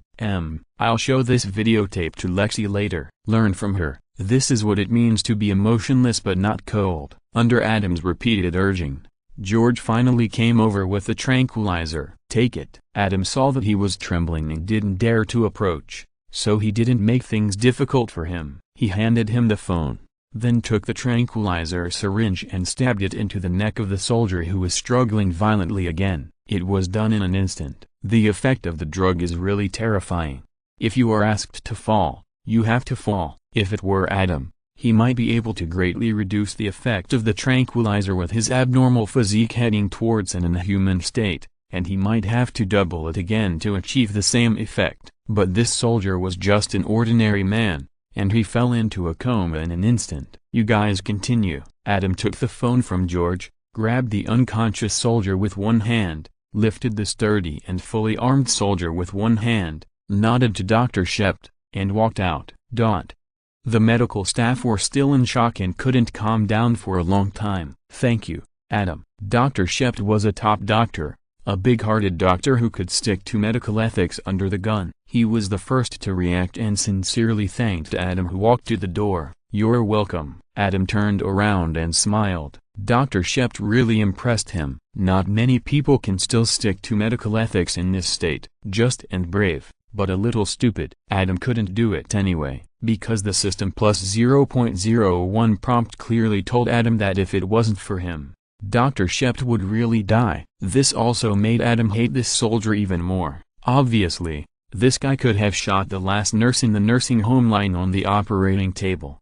In that case, Adam would not show up at all, and would have made sure that no innocent people would be injured. He would have just quietly taken the injured security guard away, because in Adam's opinion, this nurse also deserved it. But this guy insisted that Dr. Shept make a choice between medical ethics and life and death. In the end, when Dr. Shept was unwilling to give up his bottom line as a doctor, this guy actually wanted to shoot and kill an innocent good doctor. Yes, in the matter of the Golden Light nursing home, Dr. Karen Amos is indeed one of the demons. But because of her alone, we can't think that doctors are not good things, and we have to toss the doctor who looks righteous to see if he is really righteous. It's like the moon worshipper testing whether love exists. And after this doctor proved that he was indeed a good doctor, he was still angry and thought that Dr. Shept might be acting him, or maybe he thought that Dr. Shept was mocking him, so he had to shoot. If you don't stand on my side, you are my enemy. This kind of black and white obsession is really hateful. It's not as good as the last African-American kid who broke into the emergency room with a gun. Now Adam has become his enemy passively. Why bother? That's right, Soldier War God is such a reckless person, and he said in anger that he would kill Adam. Adam naturally would not take it seriously. Needless to say, before, he was just a bystander, but now that Soldier War God regards him as his mortal enemy, then Adam is his mortal enemy. Adam has thought of 4 options at this time. The first one is to send a lawyer to continue to follow up on the subsequent case litigation and express concern. The second one is to remind the rookie policeman quietly. Soldier War God's actions almost killed the rookie policeman. The police should urge the court to sentence him strictly, severely and quickly, and make good arrangements after he goes to prison. The third one is to coordinate with the Doctors Association. Let the Doctors Association come forward, increase the level of concern, and make a super double counterattack of strict, severe and quick. In this matter, the courage, justice and medical ethics shown by Dr. Shept can greatly reduce Karen Amos's smear on the image of the doctor group. How excessive it is that the Soldier War God wants to kill even such a doctor. When the jury sees this, they will be filled with indignation. Moreover, the Doctors Association is very influential. Whoever dares not to give face and not to punish severely and quickly, unless he is not prepared to get sick in this life, and his family members are not sick. It is not only the Lawyers Association that are ganging up. If the doctor group is really offended, it will really kill people. At that time, the Soldier War God's lawyer, who has no bottom line and will defend whoever pays and can provide traffic, will have to think carefully whether it is worth it. The fourth point is naturally to expand his security observation team, put the Soldier War God in the first observation target, and observe all his movements at all times and keep an eye on him. Resolutely do not give him any chance to surprise. Recruit a few more people to do this kind of thing. It is not a big deal. After the 4 points, if the Soldier War God can still kill Adam without anyone noticing, then Adam can only scold the Soldier War God for being shameless, and then turn black and become 10 times stronger and kill him. Adam carried the unconscious soldier out of the operating room and placed him on a stretcher. He then told the nurses who were watching to get the restraints used to tie up mental patients. He removed the soldier's full armor and handed it to the police who had already arrived. Under everyone's strange gaze, he skillfully tied up the soldier with an artistic sense of perfection, ensuring that the soldier could never break free on his own. With a snap, the sound of a fracture that made everyone's eyebrows jump, Adam easily restored the soldier's broken right hand. After a simple treatment, he asked the nurse to hand the soldier over to Kelly, the chief resident and orthopedic surgeon. Under the care of the police, the little man and Carter had been rescued from the elevator by the firefighters and were pushing the rookie policeman to the corridor and coming this way. Adam didn't have time to care about the soldier. Cindy, what are you doing? Then he saw a scene that made his mouth twitch. I'm sorry, Dr. Duncan. Nurse Cindy blushed when Adam said that, and stammered, I just saw that Dr. Duncan made this very beautiful and artistic, and I couldn't help it. As long as you like it. Adam didn't know whether to laugh or cry, and comforted her considerately. He couldn't let the little nurse Cindy lose face in front of outsiders. Then he couldn't help but remind her, be careful, he is very cruel. It's not a gift, don't remove the straps below. It turned out that the little nurse Cindy admired Adam's binding very much. When she took over, she tied a bow on it with the remaining straps. In the world of American TV series, people like to wrap gifts. Labor in the United States is so expensive, you can't ask someone to do it every time. So those who often give gifts will buy the materials and do it themselves. Little Nurse Cindy is an expert at first glance. The classic bow on the gift box is tied quickly and well. It's just a little weird on this occasion. P.S. Thanks to book friends 20180618130431407 and Lau Kangzui for their rewards. Chapter 786 Adam's Maslow Needs. Medical Center. Adam packed up the soldier, and the nurse Cindy added a bow to it. Then, under the escort of the police, they left the operating room. The little man and Carter pushed the rookie policeman and followed Adam into the operating room. The emergency thoracotomy in the elevator was only half done, temporarily saving the rookie policeman's life. The next step depends on Adam's skills. Of course, there is no doubt that the operation went smoothly. When Adam and the others left the operating room, a group of policemen stood outside. Doctor, how is the rookie? The operation went smoothly. Adam smiled and nodded, then glanced at the little man and Carter. Dr. Melendez and Dr. Carter will tell you the details. They saved his life in difficult situations. Thank you, Dr. Melendez. Thank you, Dr. Carter." The police hurriedly thanked the little man and Carter. There is no way. Like doctors and lawyers, policemen are also a profession that emphasizes group fighting, especially in the happy and dangerous world of American TV series. This kind of group behavior is very necessary. Adam has established a good relationship with the knight through various methods to ensure that he will not be treated in a weird way. This good opportunity will naturally be left to the little guy and Carter. Through the rookie police incident, the little guy and Carter basically don't have to worry about being caught and fined. Of course, the most important thing is that their lives are guaranteed to a certain extent, and they won't be emptied of magazines inexplicably one day. The power supply to the hospital was indeed cut off manually, and one of the 2 new backup motors purchased by the hospital was also cut off by someone in the same way. It has now been urgently repaired.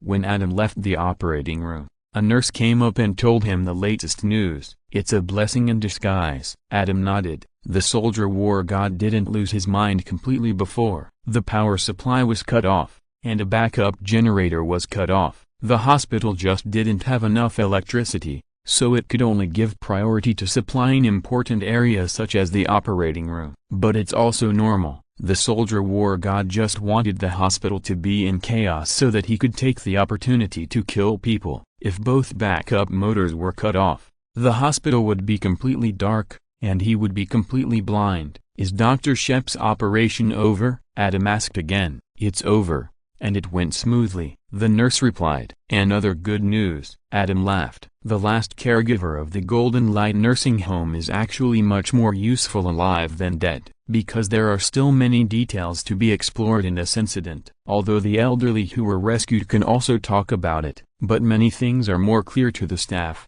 and it is more shocking to say them out. Walking around the corner, I saw Meredith and the others standing there. When Meredith saw Adam, she immediately came over and gave Adam a big hug. "Oh. Adam opened his hands helplessly and said, "What does this mean?" "Thank you for saving Derek." Meredith hugged Adam tightly and murmured, "She watched the surgical videotape." Christina added, "You're welcome." Adam didn't care about Meredith taking advantage of him. He put down his hands, patted her on the back, and said with a smile, "If you are so scared, what have you done before? If you want to say it, don't be entangled in all kinds of things. If you love him, accept his proposal. After getting married, live a peaceful life. It's better than anything else." "I'll think about it." Meredith let go of Adam. "Think about it carefully." "I'm also scared," Adam said perfunctorily, and walked towards the pair of policewomen who were walking over. He opened his arms and gave Kate a big hug. "Thank you. Thank you." "What are you thanking me for?"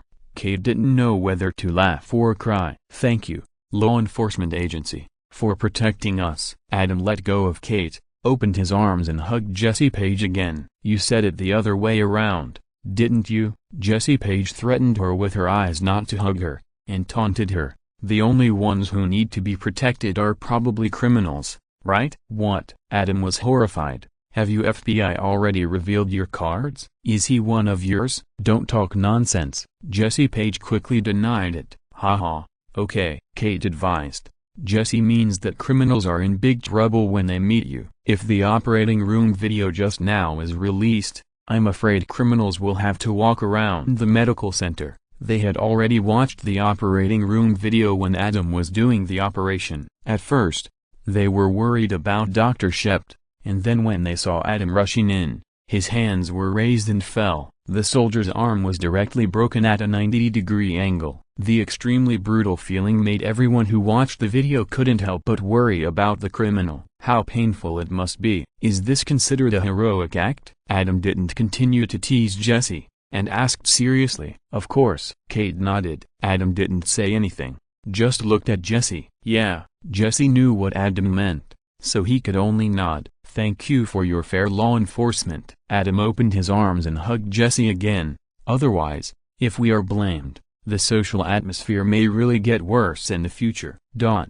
This time, Jesse was very entangled under the glare of her best friend Kate, and did not block Adam's hug for a while, and was hugged by Adam. You don't know that the various unjust chaos in society now is just like deliberately encouraging bad people to commit crimes. Ordinary people like us who want to do good deeds have to worry about this and that every time before doing good things. Adam chattered nonstop, and finally sighed. It's really hard for us. Are you done? Jesse said coldly. I'll think about it, Adam said seriously. Can you let me go and think about it? Jesse couldn't bear it anymore and pushed Adam away heavily. Oh, sorry, I forgot. You know, after a disaster, hugging each other between friends is a basic exercise, Adam explained seriously. Jesse snorted coldly and turned away. You are very interested in Jesse. Kate smiled. No, Adam smiled and said, she is your best friend. I thought that we could have a better relationship and you wouldn't have to be stuck in the middle.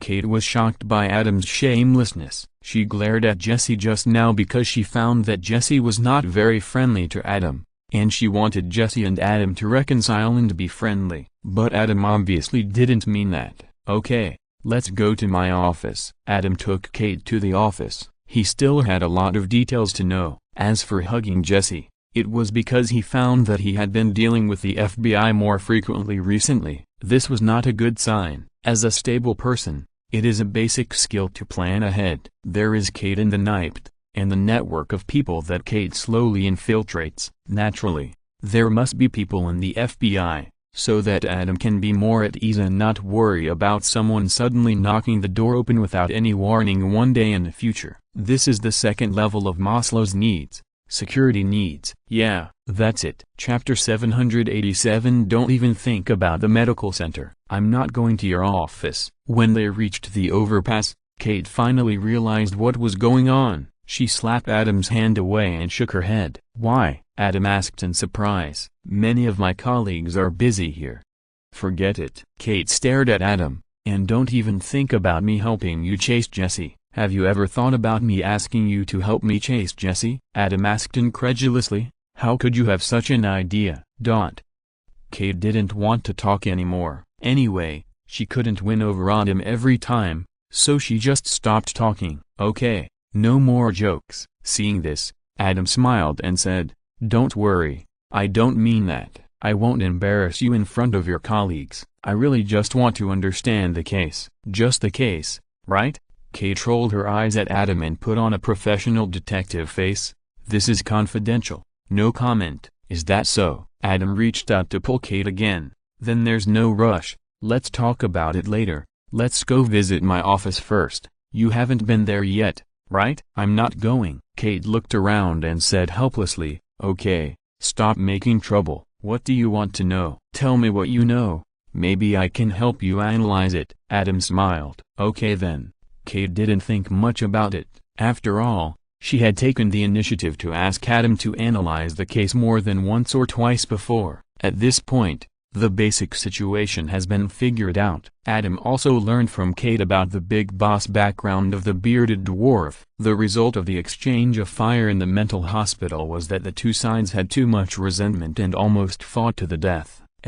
Most of the survivors were taken away by the NYPD. After cleaning up the scene, it was found that the bearded dwarf was almost beaten to death, but his mother who caused the incident survived unexpectedly. But her condition was not good. When she was found, she was holding her son, the bearded dwarf, and singing nursery rhymes like coaxing a child to sleep. Facing the standard shouting of the NYPD, she did not react at all, and her eyes were full of smiles when she occasionally looked over. It was very strange. She has been locked up and will see a psychiatrist for a mental test. Adam's first reaction was that she was pretending to be crazy. Juno had identified that the ruthless old lady would strangle the enemy without hesitation when she said she would take action. This mentality was not very similar, but after thinking about it carefully, she probably only had this one son, who was also her only support. It was too much of a blow to lose him suddenly. It was not impossible that she could not accept it and went crazy for a while. Adam smiled and didn't care. In either case,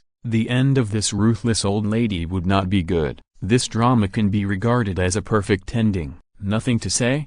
Kate was surprised. Of course. Adam smiled. Tell me now. Kate was refreshed. Adam often gave her a lot of inspiration and helped her solve the case. If you want to help me chase Jesse, "What are you going to do?" Adam said seriously. Kate turned and left. In the busy medical center, she was in no mood to go crazy with Adam. And it was too dangerous at night. Maybe in the blink of an eye, she might be replaced with a police gun. She was used to Adam's shamelessness, and she was not surprised by any weird things. Of course, she didn't reject it, but not now. Her colleagues are still working now. She doesn't want to be questioned. Women have a hard time in law enforcement agencies, and they have to work twice as hard to win the respect they deserve. Adam is also very clear about this. Every time after analyzing the case, when she doesn't want to sleep, Kate often talks about these things. At this time, Adam usually reads a book while listening to Kate's worries, and occasionally uses Dr. Bailey to comfort Kate. As a professional woman with aspirations, Dr. Bailey has a much harder time than Kate. First of all, Dr. Bailey is African American, and African Americans enjoy preferential treatment in all walks of life because of this weird system. Not to mention going to college, maybe his score is only half of that of his classmates, but because of his skin color, he can become classmates with those real geniuses. After graduation, when he was doing work and internship, he checked the special African American option on the application form, which also added a lot of points compared to others, and it was much easier to be selected. Otherwise, it would be discrimination. This is naturally a good thing for ordinary African Americans, but for a few African American elites like Dr. Bailey who really want to prove themselves with their own abilities, it is precisely a disadvantage, because even if you deliberately did not check the African American identity on the application form, people have already assumed that you took advantage of your skin color identity, but in fact you are not at this level. At this time, Dr. Bailey must work twice as hard to break the inherent cognition of others and win the respect he deserves. Now Dr. Bailey has become the light of the medical center and is respected by everyone. There are too many things behind this. He worked hard day after day for many years, and no one knew about his marriage for many years. After giving birth, she was unable to take care of the family and was always delayed by surgery, and her marriage and family were on the verge of collapse. The state is compared. Every time Adam used such a difficult example of Dr. Bailey, Kate could quickly adjust and fall asleep contentedly. Juno, is Monica asleep? Adam looked at Kate's back as she left, smiled, took out his phone and called Juno. Not yet. Juno just opened his mouth, and Monica's voice came over. We are chatting. Really? Adam heard that Monica was very stable and happy, and smiled. What are you talking about? We are talking about Mr. Hack. Monica smiled and said, Adam, do you still remember Mr. Hack? Mr. Hack downstairs. Of course I remember. Adam said, when he died, it scared Chandler. Haha. Monica laughed and said, we were just talking about Chandler's embarrassing things. At that time, he was scared to death by Mr. Hack's lonely death. Haha. Adam couldn't help laughing. Mr. Huck lives alone in the apartment downstairs. He has some mental problems and always comes up to trouble Monica and Rachel, because they are too noisy upstairs. For this reason, he often uses a mop to poke the ceiling to fight back against the noise upstairs. At this time, Monica and Rachel will jump around angrily to respond. Once, after this routine was repeated, there was no sound downstairs. When Monica and the others thought they had won a great victory, they did not expect Mr. Huck to fall down and die directly. Afterwards, the lawyer came to the door, and Monica and the others were surprised to find that Mr. Huck actually left all his inheritance to them. Although it is not worth anything at all, it also shows that Monica and other noisy but kind girls, although Mr. Huck dislikes them, in his heart, he still likes such popular interactions. It is much better than being lonely. When sorting out Mr. Huck's things afterwards, Chandler found that he was too similar to Mr. Huck, and then worried that he would become another Mr. Huck in the future and die alone. Mr. Huck is considered good. Adam sighed. Yes, Monica echoed on the other end of the phone, compared to those old people who are locked up in nursing homes and take medicine every day. Mr. Hake is indeed lucky. Chandler, you are not afraid now, right? Adam was worried that Monica would be sad, so he quickly changed the subject and teased, no longer afraid. Monica touched her belly, and looked at Chandler happily. We have little Adam. Chapter 788. Don't be pregnant. After feeling the awkwardness of Me's naming again, Adam chatted with Monica and the others for a while, mostly looking forward to the joy of Adam Bing's birth in 4 weeks. After hanging up the phone, Adam plunged into his busy work again. And just as Juno predicted, the influence of the black industry chain incident in the Golden Light nursing home continued to ferment. A week later, Adam, I need an intern to help.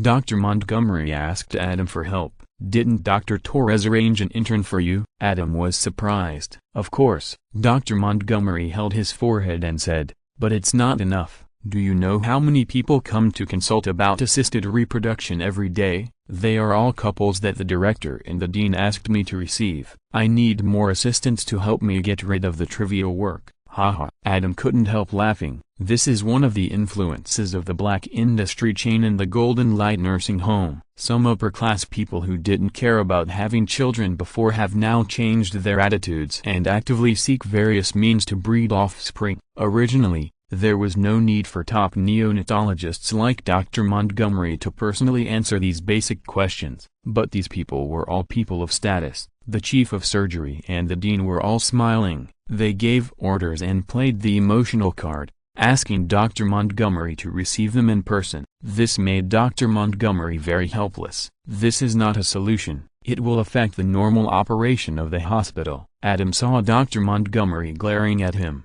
and quickly put away his smile and said seriously, let them make an appointment on the same day and hold a small meeting to answer the questions together. I have said it all, Dr. Montgomery complained. The director also agreed, but the people who came today still need me to receive them in person. I don't have time to accompany them all the time, so I want to borrow a few more interns today. When the time comes, I will come out and talk for a while, and let the interns receive them and answer their various questions. Therefore, these interns need to be smart enough and excellent enough. Adam, I can only come to you. You can pick 2 interns to lend to me, or give them all to me. Did you hear that? Adam looked at the 4 children. This is the greatest praise Dr. Montgomery has for you. The 4 children all showed happy expressions, but the degree of happiness was different. Carter was the happiest. The little one was the calmest. Like Adam and Christina, the little one set his sights on cardiothoracic surgery as soon as he came in. He was most interested in the heart. Okay. Adam glanced at the 4 children and ordered,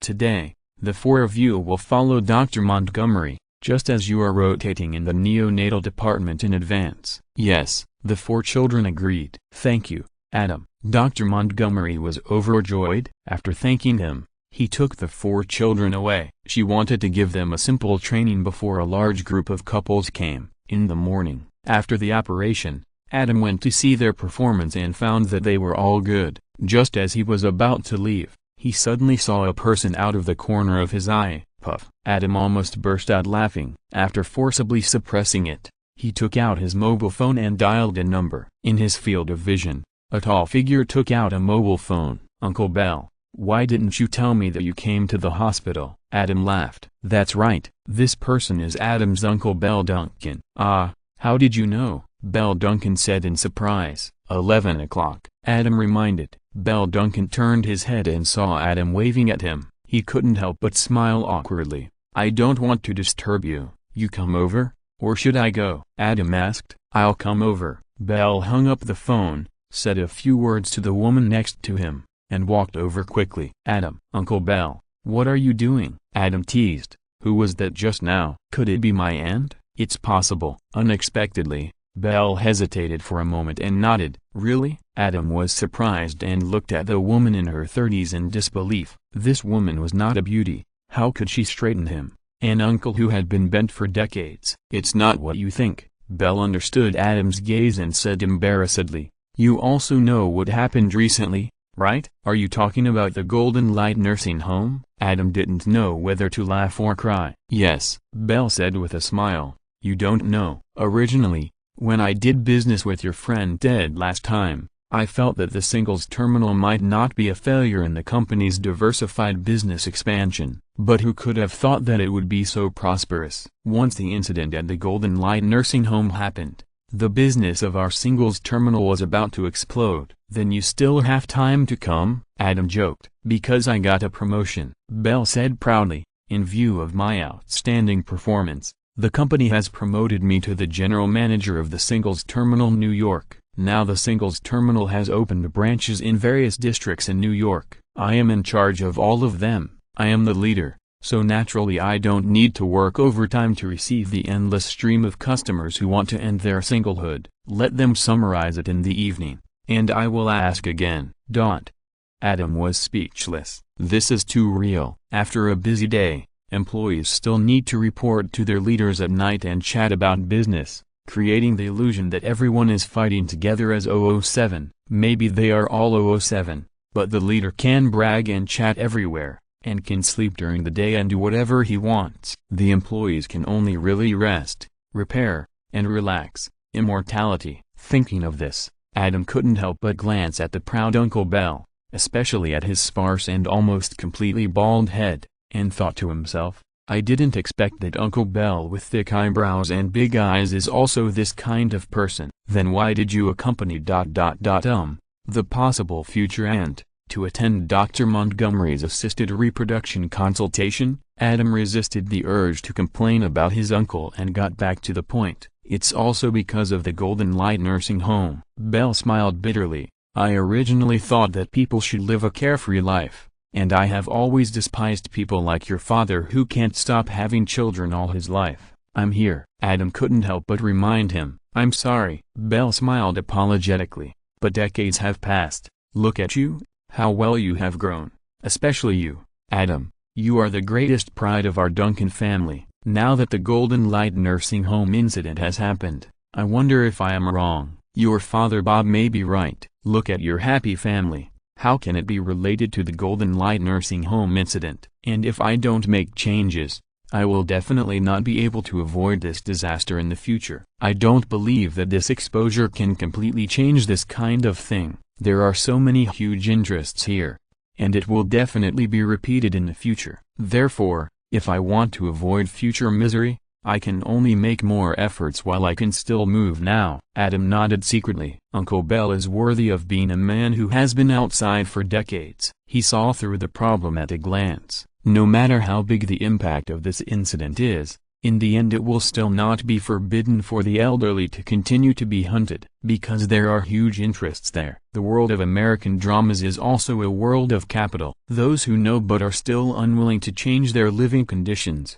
only care about enjoying themselves when they are young, and are unwilling to spend time and patience to manage a happy family, will eventually go down this path when they grow old. It's just a matter of more or less, death or comfort. Most people know the answer, but still choose to die for comfort. This is the biggest irony. Ding-ling-ling. At this moment, Adam's phone rang. Mom? Adam answered. I have good news for you. On the other end of the phone, Adam's mother Amy was very excited. No. Adam's heart skipped a beat and he shouted, Don't be pregnant. Don't be pregnant. Don't be pregnant. On the other end of the phone, his mother Amy's joy stagnated and reminded him unhappily, You know I can hear you, right? Really? That's great. Adam paused, and happily continued to turn into a repeater. Don't be pregnant. Don't be pregnant. Don't be pregnant. P.S. Thank you for the reward for calling me queen at this moment. If you're listening to this novel on a channel other than Fanfic World, it means they downloaded and uploaded it without effort. We cordially invite you to visit our channel, Mundo Fanfic Novelist. There you'll find the original version of this story and you can explore many other novels of various genres. We are waiting for you to immerse yourself in a world of incredible novels. Chapter 789, Anti-Duncan Adler Formula. Medical Center. Adam was really surprised. First, his uncle, who had been gay for many years, suddenly wanted to start a family. Before he could ask clearly, his mother Amy called again and said that she had good news to tell him. At this time point, based on his mother Amy's historical record, Adam had to be on high alert. It's not pregnancy. Mother Amy was annoyed by Adam's repeating machine and could only say unhappily, Thank you, Dad. Adam thanked his father Bob in a tone of praying to God. This time, Dad Bob was really reliable and there was no more accident. However, Adam also seriously suspected that it was the result of his last rage that made Dad Bob finally have concerns and dare not be so casual anymore. "Don't you want to have another brother or sister?" Mother Amy was amused by Adam's exaggerated performance and forgot the good news she wanted to tell for a while. She wanted to have a good talk with Adam, her eldest son. "We are just concerned about your health." Adam smiled and said, "Besides, the Duncan volleyball team has been successfully formed. We are all in good health. Every time we go out to play a game, we can play easily throughout the game and don't need substitutes at all. Besides, you just gave birth to Jenny some time ago, the sixth child of the Duncan family. The youngest sister Jenny was born, and the Duncan 5-person basketball team was officially upgraded to the Duncan 6-person volleyball team, 3 boys and 3 girls, born in an alternating manner. It's so even." But Adam, as the eldest, can no longer bear the nightmare of adding a 7th brother, because that would really become the gourd 7 brothers. Although Adam has great strength and can become huge, he really doesn't want to be called the big baby. Even people in the world of American dramas probably don't know this joke, but Adam doesn't want to either. "Too embarrassing." "That's enough." The mother was just talking. Seeing her son given and confirming her authority as the Queen Mother, she withdrew. "Her Majesty, I know you are worried about my health. I have already had an it, so I won't give you another 7th brother." "Mom is wise." Adam breathed a sigh of relief and immediately flattered her. "Among the 6 of us, except for Gabby, the 3rd one who is considered useless, you have practiced the others very successfully, and there is no need to practice the trumpets anymore." "You can't say that," the mother said unhappily. "I was wrong. I will definitely not say that about Gabby next time." Adam slid to admit his mistake. As long as his mother Amy is in a good mood and doesn't continue to practice the trumpet at such an old age, Adam can be as humble as he can. Not to mention just not complaining about the 3rd child Gabby. "I'm not talking about Gabby." Mom Amy laughed and said, "Number 3 is definitely ruined. No need to say more. I mean the 5th child, Toby, now also looks a bit like Gabby. Most likely he's also a bad boy. Jenny was just born and it's not obvious yet, so I probably ruined 2 of the 6 numbers, maybe 3. Right." Adam clapped his hands and shouted, "So Mom, you can't have any more children. Look at the order in our family. There's always a boy and a girl. The 6th child Jenny has been born. Even if you try your best now, you can only give birth to a boy. And look at the ruined numbers. They are definitely boys, so don't have any more.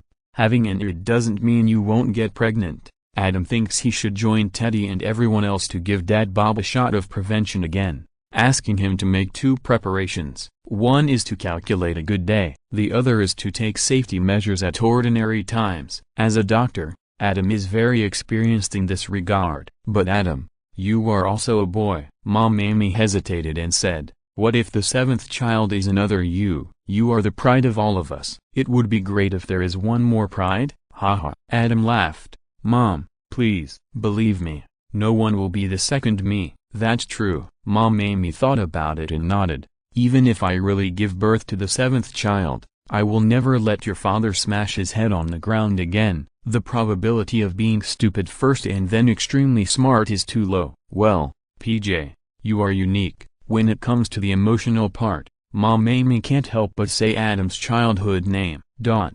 Adam almost choked to death with a mouthful of complaints. This is so reasonable, it almost revealed the key to crossing. If he was not 14 years old when he crossed over, not as an infant, Adam would seriously suspect that it was his father Bob who killed his original body and let Adam cross over. Then we have a deal. Don't scare me. Adam smiled bitterly.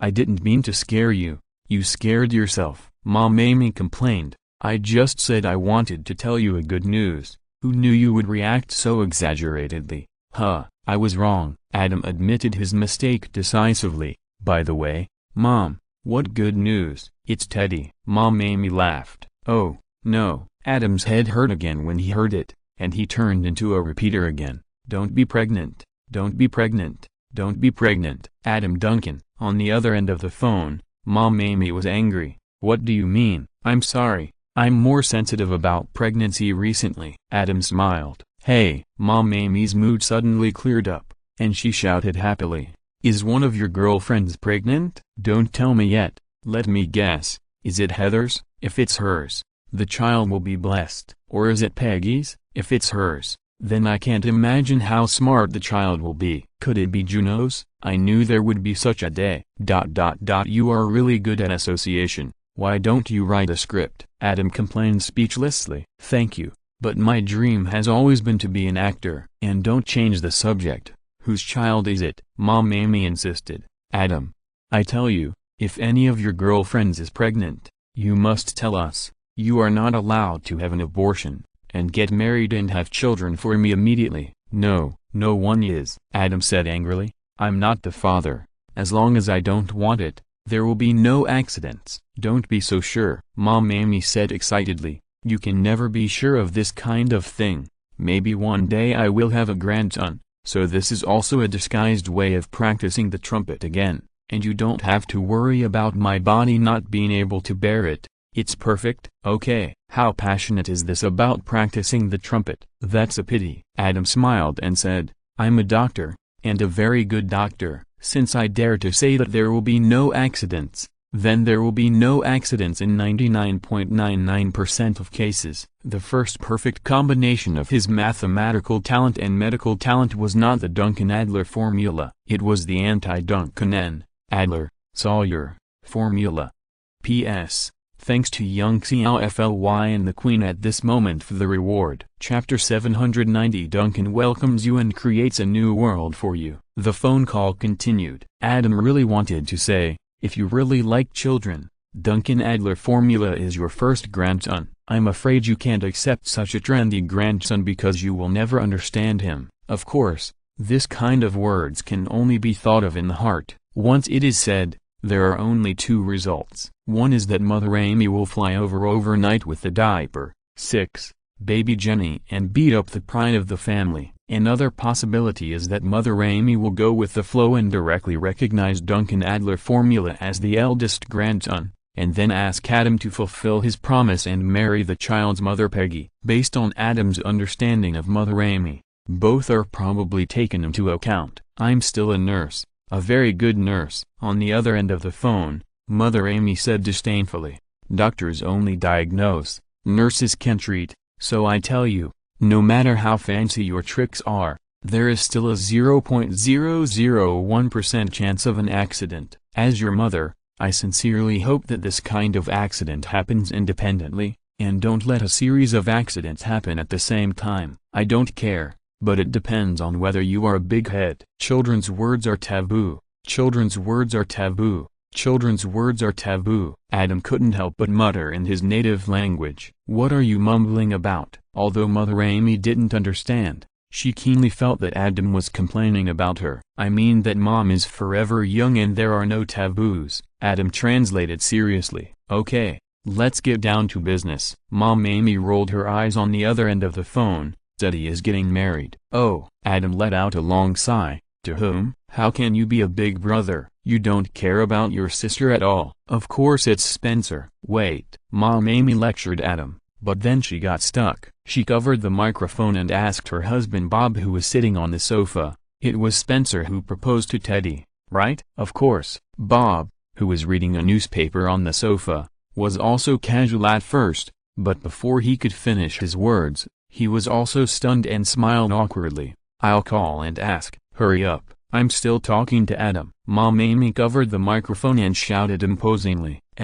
Although no one knew or was sure, it did not prevent her from standing on the moral high ground and condemning the conscienceless people in the family, big and small. Adam, you've gone too far, you know that? After scolding her husband, Mother Amy took a deep breath, used her superb acting skills from the interview for Good Morning, Galveston, adjusted her smile, then let go of the microphone and began to scold fiercely, buying time for Bob to ask for the correct answer. Mom, you should know Sheldon's Vulcan hearing, right? Adam kindly reminded. My hearing is much better than his, and you didn't cover your hands tightly and thoroughly enough. Hee. Mom Amy smiled awkwardly, and when she saw Bob nodding to her repeatedly on the phone, she returned to her condescending state. I don't know what you are talking about, Adam. I'm not saying anything bad about you, But are you too busy at work and have auditory hallucinations? A doctor can't treat himself. Hurry up and ask a colleague to help you check. But this can wait. Let's get back to business. Your sister Teddy is getting married,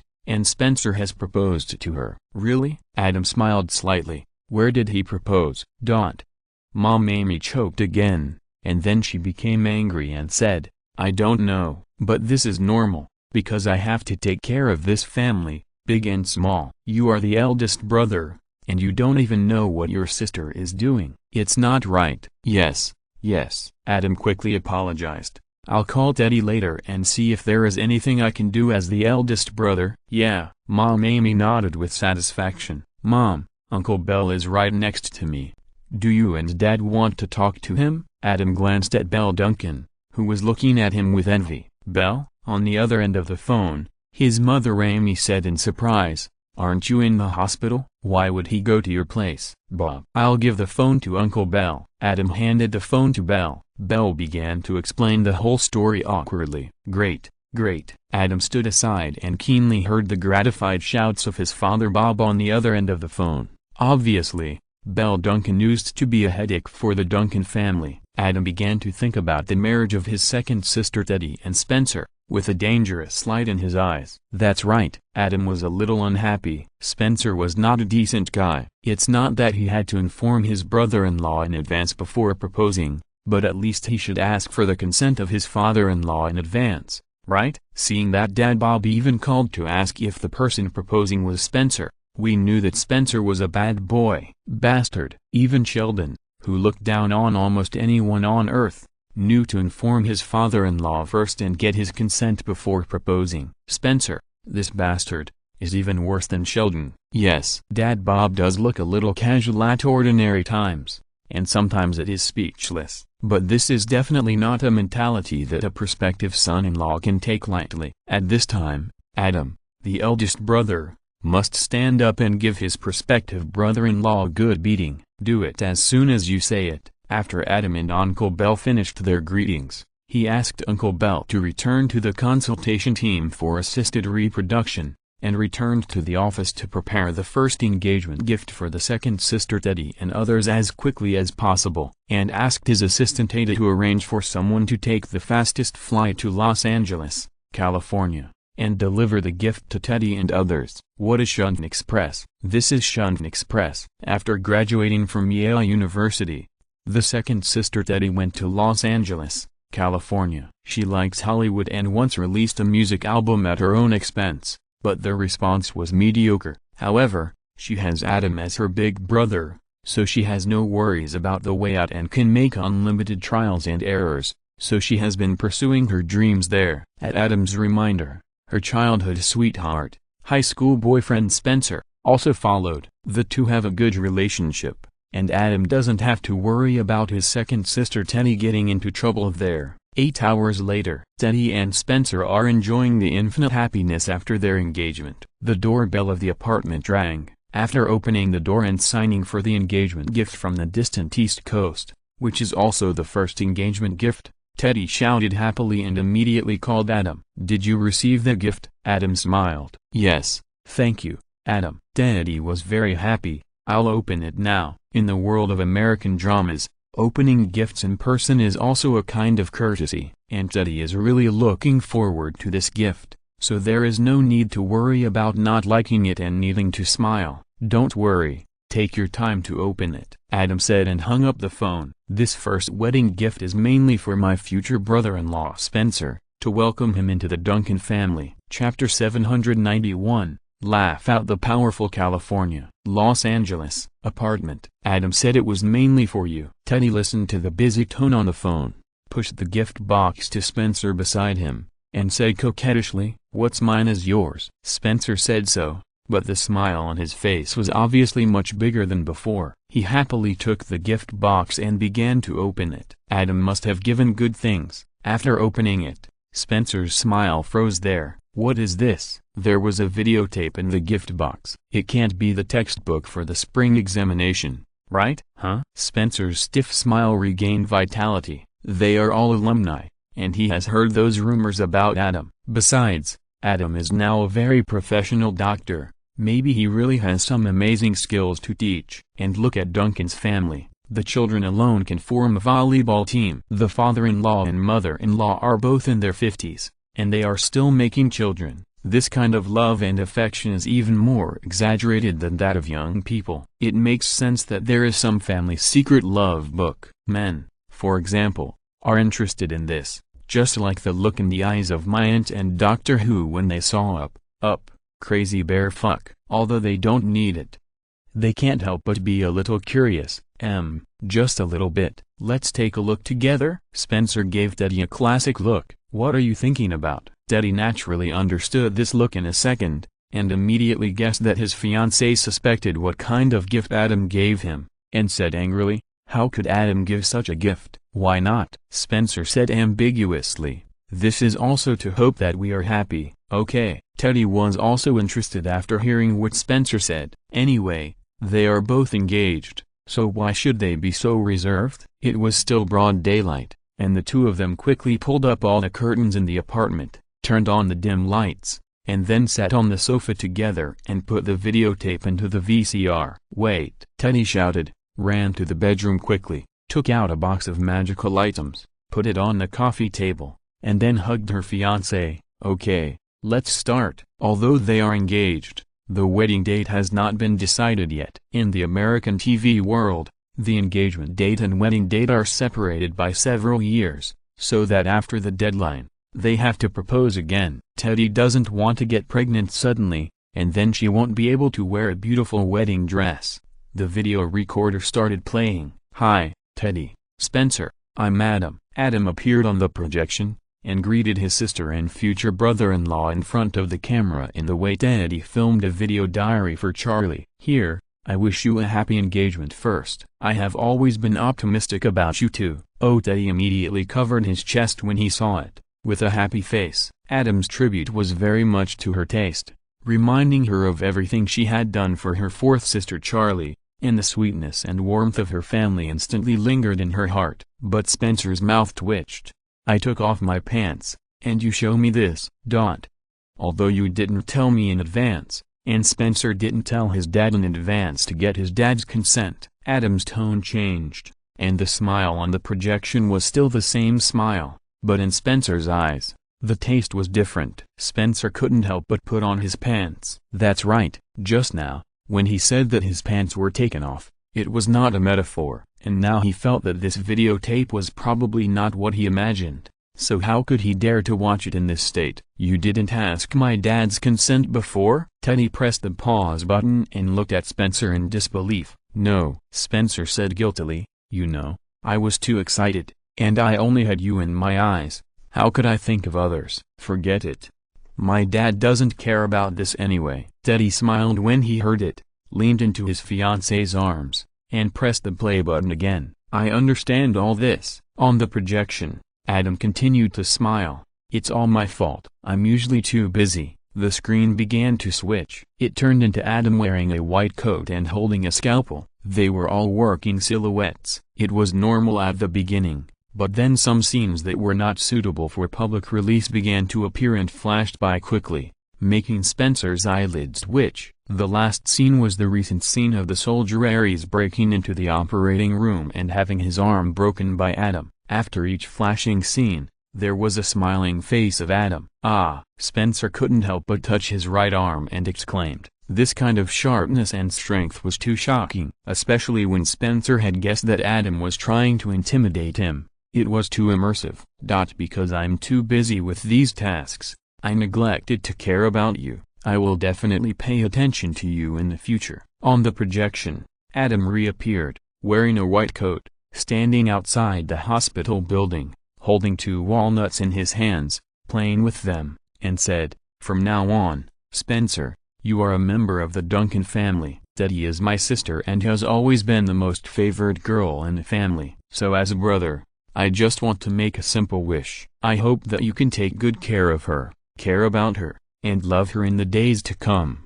Don't let her suffer any grievances, and live in harmony with her and be happy every day. If you can do this, then on behalf of the Duncan family, I welcome you to join, and I wish you a happy life in this happy Duncan family." In short, I wish you good luck, Spencer wails. At the end of the speech, Adam showed the classic smile that flashed before again, and the projection was fixed on Adam with this smile, smiling and opening his hands, as if welcoming Spencer to join the Duncan family. But what made Spencer extremely upset and frightened was that the two hard walnuts in Adam's right hand had been broken and could not be broken anymore. Before the freeze frame, a gust of wind passed by. The crushed walnuts, which were crushed into powder, fluttered in the wind and floated above Adam's hands. From a distance, it seemed to overlap with the arc of Adam's mouth. The flying powder residue extended the arc of this smile, making this brilliant classic smile look weird. Spencer felt a chill in his crotch and smiled bitterly at his fiancée Teddy. Teddy, is it too late to regret now? He felt that he could not bear such care from his brother-in-law. Of course it's too late. Teddy watched this videotape and felt the care from his brother Adam. He was very happy. Even if his fiancée wanted to regret the engagement, it could not shake the warmth of this family affection. I don't care, as long as you and Adam agree in advance. You can't let him give gifts for nothing and be happy for nothing. Spencer was speechless. He felt that his Teddy had changed. Chapter 792 How Poor This Is. Medical Center. Ding-ling-ling. The phone rang. Adam answered the call and said with a smile, "Are you satisfied with the gift? Does Spencer like it? If he does, that's good." After chatting with his second sister Teddy for a while, Adam hung up the phone. Now it's just an engagement. They are far away in Los Angeles on the West Coast. Adam, who is not very willing to take a plane, finally didn't fly over to celebrate for them. It's the same with my parents. They will only take it seriously and fly over after getting married. It's not like the Channing family was so rich that they had to spread the word and make a big fuss about everything. Dr. Duncan, what's so happy about? Lexi followed behind and couldn't help asking. It was already night, and the four children reunited. My second sister is engaged, and she will be very happy in the future. Adam smiled. Congratulations. Lexi hurriedly congratulated. Thank you. Adam glanced at her and said, go back early and decorate the apartment today. Ah, Lexi exclaimed, how did you know? You made such a big noise. You didn't really think no one would notice? Adam teased. I'm sorry, Dr. Duncan. Lexi blushed. I don't want to live with my parents anymore. I just found an apartment, but because I don't have much money, the apartment is in very poor condition. I urgently need some things to decorate it. I'm not a thief, okay? I won't do it again. Adam was in a good mood and waved his hand. You are a top student at Harvard Medical School, but you are in the hospital, touching chamber pots and bedpans, and stuffing so many sanitary pads into your bag. How do you plan to decorate the apartment with these things? Sanitary pads can be used as placemats. Seeing that Adam knew everything, Lexi let go and happily told her arrangement. The bedpan can be used as a fruit plate, the chamber pot can hold water, and the cloth towel can be spread on the old sofa. These are all good things. The painting in the corridor and the pot of flowers sent by the patient can all decorate the apartment. Have you invited anyone to visit? Adam's mouth twitched. Not yet. Lexi's eyes lit up. Dr. Duncan, may I have the honor to invite you to be the first guest? Sorry, I have something else to do. Adam refused without hesitation. Just kidding. It was okay to let him sit on the sofa covered with cloth, but he couldn't sit on the dining table, with a placemat made from a sanitary pad specially used to absorb urine in front of him, eating fruit placed in a potty, and drinking water poured from a plastic chamber pot. Oh, Lexi's eyes darkened. You can invite Carter and the others to have some fun together. Adam kindly reminded. You are colleagues. You should move around more, deepen your understanding, and make progress together. Yeah. Lexi was a little emotional at this time, but it was obvious that the other three could not make her happy like Adam alone.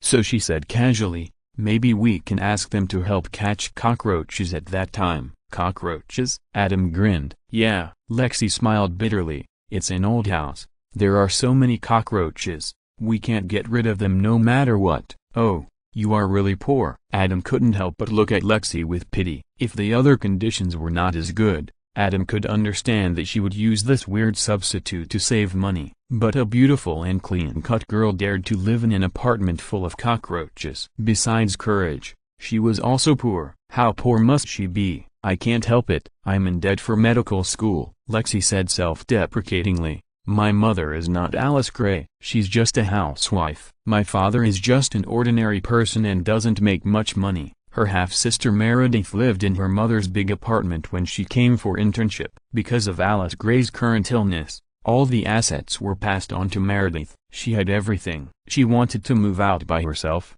but she could only live in a cockroach apartment and use the chamber pots and urinals from the hospital as furniture. They are sisters, but the gap is indeed a bit big. Don't worry, as long as you work hard, you don't have to worry about money at all, Adam comforted. Yeah, I know. Lexi nodded vigorously, following Adam. As long as you work hard, success in the future is a foregone conclusion, so there is no need to worry about money. Call them 3. Adam glanced at her and ordered, have them come here right now. Yes. Lexi agreed subconsciously and went there quickly. The 4 children came soon. Today I have an extra task for you. Adam looked around at everyone and smiled. Lexi has moved into a new house. As colleagues, you can go together to celebrate and use your surgical skills to help Lexi remove all the cockroaches in the apartment. The one who contributes the most will get extra points. Any questions? No problem. The other 3 naturally would not object.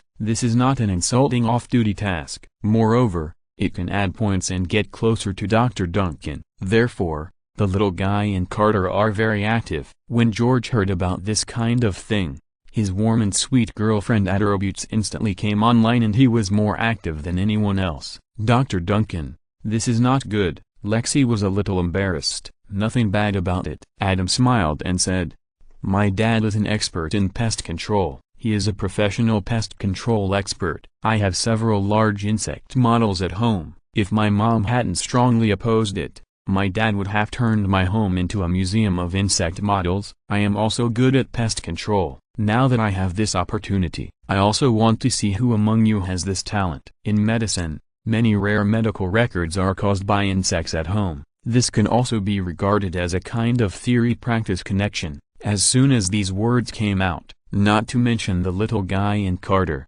even George and Lexi, the owner of the apartment who was really helped, looked at each other with a strong smell of gunpowder. This extra point, she, must take it. Especially Carter. He himself was able to follow Adam because of the inexplicable braised pig's trotters. At this time, I heard that the Duncan family had a fate with insects, and I had to take it down. Who else could do it but me? Dr. Duncan, if there's nothing else, we'll go over there now. Yes, it's not easy for a girl. I want to help Lexi get rid of all the cockroaches in the apartment as soon as possible, without leaving a single one. No, I don't think I need their help. With the encouragement of Dr. Duncan, I suddenly have a good idea to get rid of cockroaches. The 4 kids started bickering. Okay, you don't have to work overtime tonight. You can leave now. Go over and take a look, and then come up with your own methods. Adam smiled and said, we don't look at the words,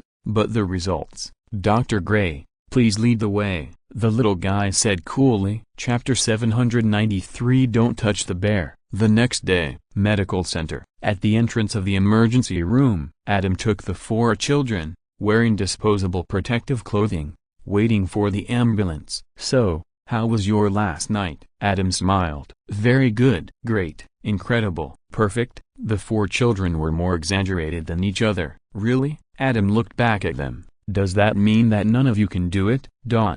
The 4 children all lowered their heads in embarrassment and said nothing. They are all excellent surgeons. They think they can do anything, but the fact is that the dirty and tiring work of pest control really stumped them. Why can Adam's father Bob support a volleyball team? It's because he is a professional pest control. In the American TV world, most houses are made of wood. There are too many snakes, insects, rats and ants. If you don't pay attention, there will be a pest disaster, which will completely eat away the house. In addition, labor is the most expensive in the American TV world. So Adam's father Bob can buy a big house, raise 6 children easily, and have a rare large deposit. This is definitely a technical job. It's not as easy as imagined. Keep working hard. Come on, I'm rooting for you, Adam said seriously. Help, help. Just then, A car suddenly drove over at high speed, stopped in front of Adam and the others, and shouted for help. There were 2 men and 1 woman in the car. The man in the driver's seat had blood on his face, and 2 transparent holes appeared on his left hand on the steering wheel. He didn't feel any pain at all, but just shouted to Adam and the others, "Save my brother." There was a man and a woman sitting in the back seat. The one calling for help was a woman wearing a hat, and next to her was a man in his 30s, lying there. His eyes were dull, and his coat covered his chest. The whole car was covered with various bloodstains. "Carter, get a gurney," Adam ordered and ran over immediately. The 4 children also moved. "What happened?" Adam immediately went forward to check the one with the most serious injury, and asked while checking, "Bear?" "We were injured by a bear." The man in the driver's seat looked at his brother worriedly. Adam lifted his coat and looked at his chest, and his eyes shrank. "Miserable. Too miserable." This was probably caused by the bear's claws. Adam carefully carried the man out of the car in a princess-like position. There was no other way. The injury was too serious. If he didn't carry him out in this way,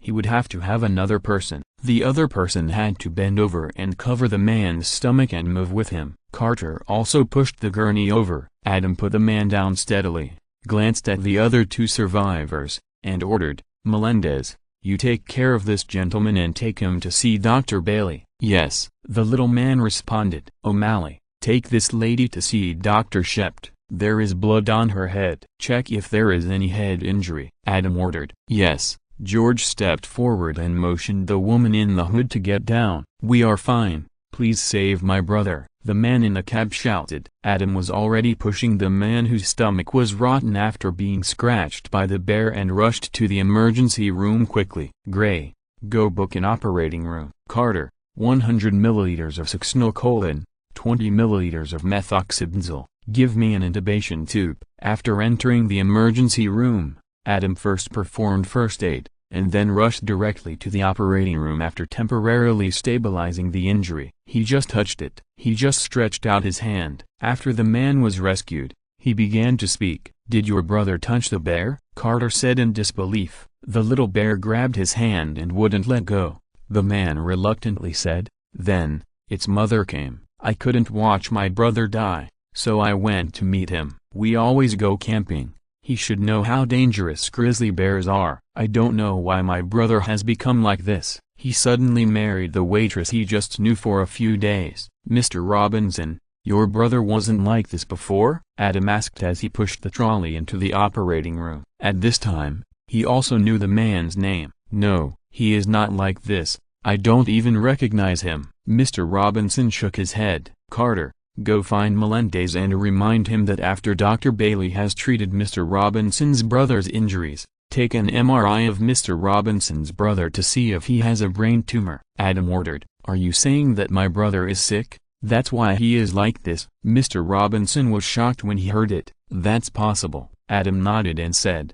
"You also said that you often camp and know the most about grizzly bears. Your brother has never been like this before. Plus the inexplicable flash marriage. Brain tumors affect judgment, which are completely spontaneous and unpredictable. This may explain his symptoms." "My brother is sick?" "Sick," Mr. Robinson muttered to himself, but his expression was much more relieved than before. As long as he was not deliberately mentally retarded, he risked his life to save his brother, which was also a comfort. Operating room. The anesthesiologist had already anesthetized Mr. Robinson. Adam took Lexi and quickly cleaned and disinfected. "Dr. Duncan, I've already warned him." Carter ran in breathlessly and said, "Dr. Bailey is taking Melendez to treat the injuries of Mr. Robinson's brother. The lady is also injured." At first, she thought she was scratched by a branch while running. When she took off her hat, she saw that a large piece of her scalp on the left side was torn off by the bear's claws. Dr. Shept checked it and fortunately, there was no damage to the brain tissue. Hiss. Lexi took a breath of cold air. How could she not feel anything when she was injured like this? "You have to ask yourself, Dr. Gray," Adam asked while wiping his hands quickly. "Adrenaline?" Lexi asked uncertainly. "She is very happy," Carter couldn't help but add. "She was just a waitress. 10 days ago, she was suddenly spotted by a rich and handsome man and got married immediately. These days, She has been in extreme happiness. In addition, she was too frightened just now and secreted too much adrenaline, so she didn't even feel this kind of injury. Carter, what is our surgical plan for Mr. Robinson? Adam asked. He has serious signs of sepsis. We need to deal with the excessive blood loss first, Carter said immediately. What are you waiting for? Adam washed his hands, opened his hands, glanced at Carter, and squeezed open the door of the operating room. Lexi followed closely behind. Carter reacted and quickly started to Washington. He didn't want to miss this operation. P.S. Thanks to the book friend 20190214125157066 for the reward. Chapter 794, Impact on the Nobel Prize in Medicine. Medical Center. Operating room. He has hypothermia and visceral edema. We need to transfer him to the intensive care unit. Once the acidosis is corrected and the condition is stable, we can perform surgery. Adam performed the operation for a while, then stopped and said to everyone, "It's a good opportunity for us to deal with the cuts and scratches first." "Leave it to me, Dr. Duncan," Carter said enthusiastically. "He knows how to sew." "Dr. Duncan, I also want to practice my sew technique." Lexi hurriedly followed. "Then let's do it together." Grizzly treats him as a teething toy. "These wounds need 657 stitches, which is not an even number. You can compete to see who has a more solid foundation." Adam smiled. "Yes." Carter and Lexi looked at each other, full of fighting spirit. "Any other questions, Gray?" Adam saw Lexi raised her hand and glanced at her. "Dr. Duncan, can you really tell how many stitches are needed at a glance?" Lexi said in disbelief. "The wound is right there. You can figure it out with a little mental arithmetic." Adam smiled reservedly. "Of course the 657 stitches I mentioned are based on your suturing habits. You can count them when the time comes to see if it is correct." Dr. Duncan is definitely right. The most understanding nurse couldn't help but laugh. Everyone knows that Dr. Duncan is very good at math, so you must not cut corners just to win. If you say 657 stitches, it must be at least 657 stitches, not a single stitch less. "Of course." Carter and Lexi nodded quickly, indicating that they would never cut corners. The operation was suspended. Adam stabilized Mr. Robinson's injuries and sent him to the intensive care unit, arranging Carter and Lexi to suture the scrapes and scratches while taking care of him. He went to see Mr. Robinson's lustful brother, who was so bold that he wanted to touch Little Bear in front of his brother and his newlywed wife, regardless of life and death. "How is it?" "We've done an MRI, and Dr. Shept has confirmed it." The little man came out and reported to Adam, "It's a malignant glioma. It's spread so badly that it can't be treated surgically." Adam looked at the MRI film and nodded. "With this level of spread, neurosurgeons can no longer treat it, so they can only give up. Maybe we can do a clinical research." Adam's mind moved, and he took the MRI film and went to find Dr. Shept. "If we can't remove the tumor, we can reduce it." After hearing this, Dr. Shept was stunned. How to reduce it? This is a new concept that has not been tested on humans yet. Adam explained, "Use active viruses, inject them into the tumor, to reduce the size of the tumor, and finally reach a level that can be treated surgically." In Mr. Robinson's current situation, if we don't do this kind of groundbreaking clinical experiment, he will be sentenced to death. And doing this kind of attempt may still have a glimmer of hope. Are you going to apply for a series of clinical research and treat it as a serious clinical research project? Dr. Shept suddenly realized, excellent doctors will not just follow the experience of their predecessors, but will constantly innovate their own theories and techniques, overcome medical problems that their predecessors could not overcome,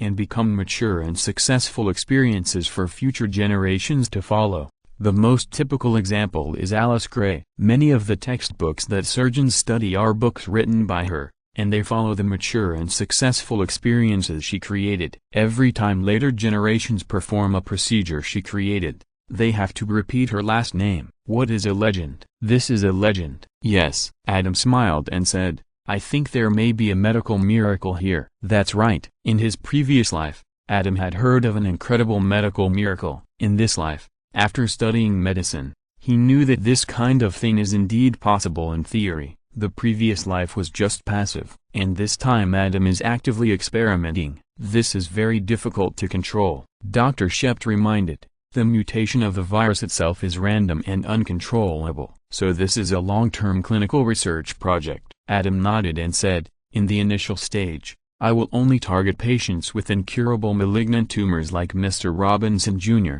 and only seek to shrink the tumor. Later, through research, I will slowly optimize the virus and cultivate a virus that only devours cancer cells but does not harm normal human cells. In theory, it is indeed feasible. Once successful, you will definitely have a place as a Nobel Prize winner in medicine. Faced with the amazing ambition of the first-year resident, Dr. Shept could only sigh. Do you need me to assist you in this research project? Can I? Adam smiled and said, you know, my current status is not enough to lead such a large clinical research project. Of course, no problem. Dr. Shept smiled and said, you can write my name in the assistant column. If the case requires me to come forward, just come to me. This is your research project and I will fully cooperate. Thank you. Adam thanked him. You're welcome. Dr. Shept looked at Adam and said sincerely, if it weren't for you, I would not be here now. I should thank you. The last time the soldier war god rushed into the operating room, during the incident, he closed his eyes and was in a state of Schrodinger's cat as to whether the soldier war god would shoot him. Afterwards, when he watched the surgical video and saw the slow-motion playback of the soldier war god's grim smile and his finger touching the trigger, the shock of being saved by Adam between life and death became even stronger. Therefore, he was more grateful to Adam afterwards. This was no longer Schrodinger's life-saving, but a real life-saving. As a top neurosurgeon, what was it to condescend to be a scientific research assistant to Adam? And he believed in Adam's ability. This scientific research project might be difficult and last for a long time, but it might still succeed. Once successful, it would definitely be a medical miracle that would shock the world and fire the first shot for mankind to completely conquer cancer. By then, as one of the participants in this project, he would also go down in history. Let's go. Thinking of this, Dr. Shept smiled and said, let's go tell Mr. Robinson the good news now. I believe he will make the right choice. Okay. Adam was also very happy. Although the Nobel Prize is not as mysterious as people say, as long as it is not cheated by fraud and various buffs, then being able to win a Nobel Prize will be the greatest compliment to scientists. The reason why Adam wanted to win it was also very simple. He just wanted to be cool and sociable in front of Peggy and Sheldon. Peggy will definitely be a Fields Medal winner in the future. Sheldon will be a Nobel Prize winner in physics in the future. It would be unreasonable for Adam not to have a Nobel Prize in medicine. Of course, if possible, Adam would like to win the Fields Medal, because this is the highest award in the field of mathematics, and it is awarded every 4 years. The gold content is much higher than that awarded once a year. There are often WKs. The highest award can be awarded to 3 people. Adam and Peggy, each with a Fields Medal, will also be a good story in the scientific community at that time. Chapter 795, Leaving Peggy's third day at the medical center. Ward, how is my brother? Little Mr. Robinson, who was touching the bear, asked anxiously when he saw Adam. Adam explained a few words about Mr. Robinson's situation. It's all my fault. Little Mr. Robinson and his brother obviously have a good relationship, and he blames himself for this. Don't blame you, dear. Little Mrs. Robinson, whose scalp was opened and now sewn up, hurriedly comforted, it's all because of the tumor. At this point, she couldn't say anything, because this is her limit. In order to comfort her husband, she must admit that the malignant glioma has caused an extremely abnormal impact on her husband's judgment and behavior, and her flash marriage with her husband, the infinite happiness of the Prince Charming marrying Cinderella, also belongs to this abnormal impact. Under normal circumstances, her husband, who is tall, rich and handsome, would never fall in love with a waitress like her who has no appearance, let alone meet and get married within 10 days, although she didn't know what her husband was like before. But seeing that her elder brother always looked like he had seen a ghost, and she had heard him secretly questioning her husband more than once, asking if he had reached menopause, or why he married a menopausal woman, she knew that there was definitely something wrong. But Cinderella's happiness was too hard to give up. Therefore, Even though she knew there might be something wrong, she was willing to lie to herself. Maybe she was the one for her husband?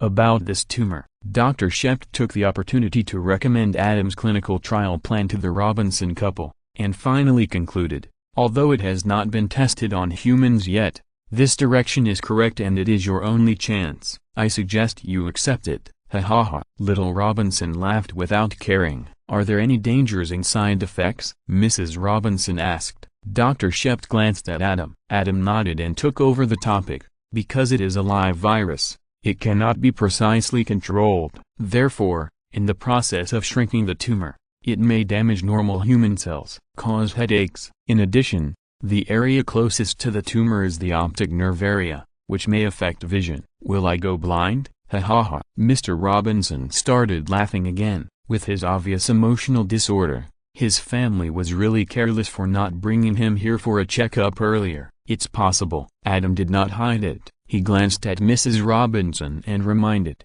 it may also cause further irregular emotional disorder, or he will be very happy, or he will be very, aggressive. Let's do it. Mrs. Robinson understood, but still nodded. This is our only chance, right? Yes. Adam nodded. There is no way to treat brain tumors of this degree. You can only wait for death. And in the process of waiting for death, as the cancer cells spread further in the brain, there will also be various symptoms. Beep, beep. The pager rang. Think about it carefully. Adam picked up the pager and looked at it, then said something to the little Robinson couple, and ran away. This kind of clinical experiment does have the suspicion of using guinea pigs, so Adam will not force it. Mr. Robinson's condition suddenly worsened, and he needed to go over to rescue him immediately. He was busy until late at night. Adam rescued Mr. Robinson from the brink of life and death many times. The surprise was that this time the system gave a plus 0.01 life-saving prompt every time, and last time he saved the West poisoning thing several times, but the system only gave a prompt the first time, and none of the subsequent ones. I don't know if it's because the system discriminates against the West poisoning thing, or if Adam's mentality was wrong at the time. Adam thinks it should be the former, because whether Adam helped the old lady cross the road at the beginning, or is now a doctor treating patients and saving people, he actually has a utilitarian mentality. It's not much different from the last time Adam used the West poisoning thing to experiment with life. Think about it carefully. It's also reasonable for the system to discriminate against the West poisoning thing. Imagine if this kind of life-saving is possible. Then why would Adam be a serious doctor? Just open a mobile first aid station and go to the drug den. With the number of West poison fans in the American TV world, the lifespan will directly take off. However, if you stare into the abyss too much, you will be stared at by the abyss. Not to mention that there is an eternal existence in the dark that is more unpredictable than the God in the American TV world. Therefore, this can be regarded as a self-protection of the system. The operation was successful. Adam left the operating room and went to the ward. He found that the little Robinson couple were not asleep, so he pushed the door in and told them the good news. Thank God. Thank you, doctor. The little Robinson couple was naturally grateful. Adam smiled and nodded at them, turned around and was about to leave. Dr. Duncan, I agree, Mr. Robinson said suddenly. No hurry. Adam stopped and turned to look at Mr. Robinson, seeing the gratitude in his eyes, and shook his head and said, Mr. Robinson, this will be a long-term treatment and struggle. External factors are not the most important. You must have enough will to survive to persist. You have experienced too much today, and it is not suitable to make such a big decision immediately. Have a good rest tonight. Think about it for 2 more days, and I will also take advantage of these 2 days to make the plan more perfect. Then we will see whether to try it. If a doctor changes, for the sake of his own clinical research, he will deceive and coax as much as possible, and even deliberately intimidate, just for the patient to be his guinea pig. But Adam disdains to do it. Even Mr. Robinson, who joined because Adam saved his brother, with the intention of repaying his gratitude with his life, Adam would dissuade him. This is for the patient. It is also for himself. This kind of clinical research, unlike ordinary treatment and saving lives, has great uncertainty in itself. If it succeeds, all the glory belongs to Adam. If it fails, All the causes and effects that have passed away will also belong to Adam. This is a long scientific research project, and many patients are destined to die in the process. Although they were going to die anyway,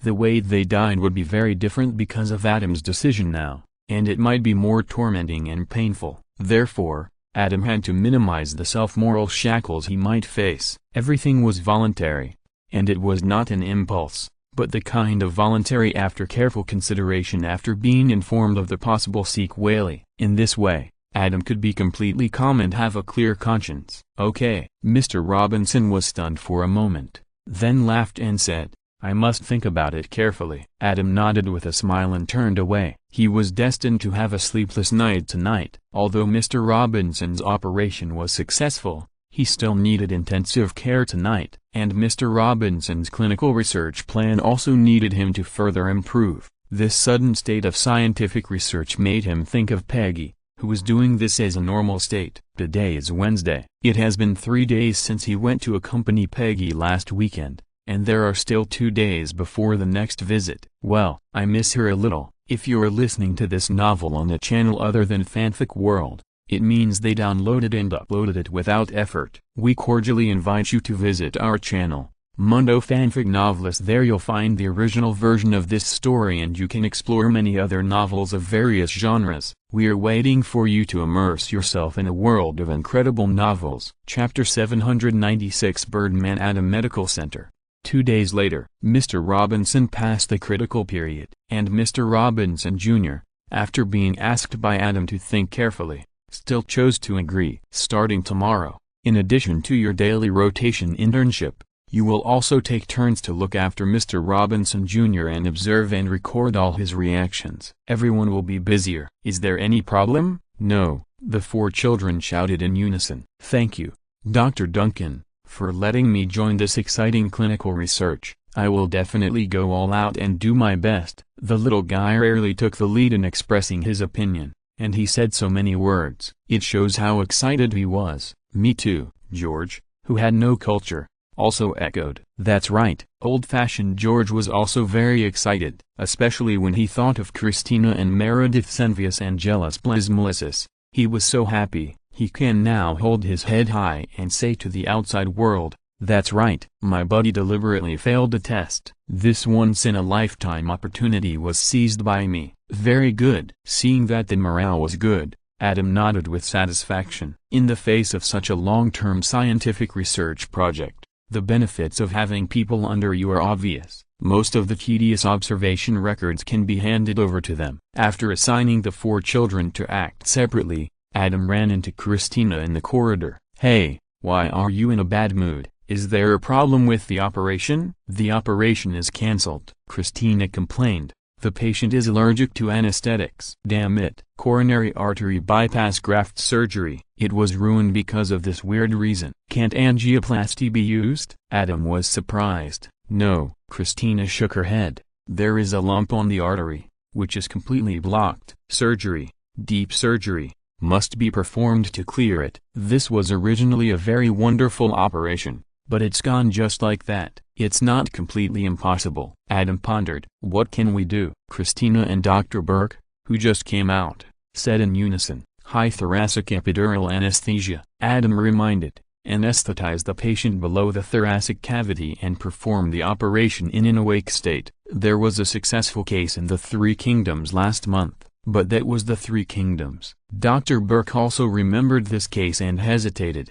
Their success should be questioned. "The theory is fine." Adam smiled. "Even if they faked it, it doesn't mean we won't succeed." "Dr. Duncan, are you interested in joining?" Dr. Burke thought for a while, nodded, and looked at Adam. "Of course." Adam smiled and nodded while Christina gritted her teeth. "Well, you're welcome to join." Dr. Burke smiled. After the agreement was made, the 3 went to the ward and told the patient, "Mr. Arnold, the latest news." Mr. Arnold was first told that he was going to die, but now he suddenly had a glimmer of hope, so he naturally agreed. After leaving the ward, Adam went to his office. While operating on the computer, he casually smiled at Christina, who was staring at him.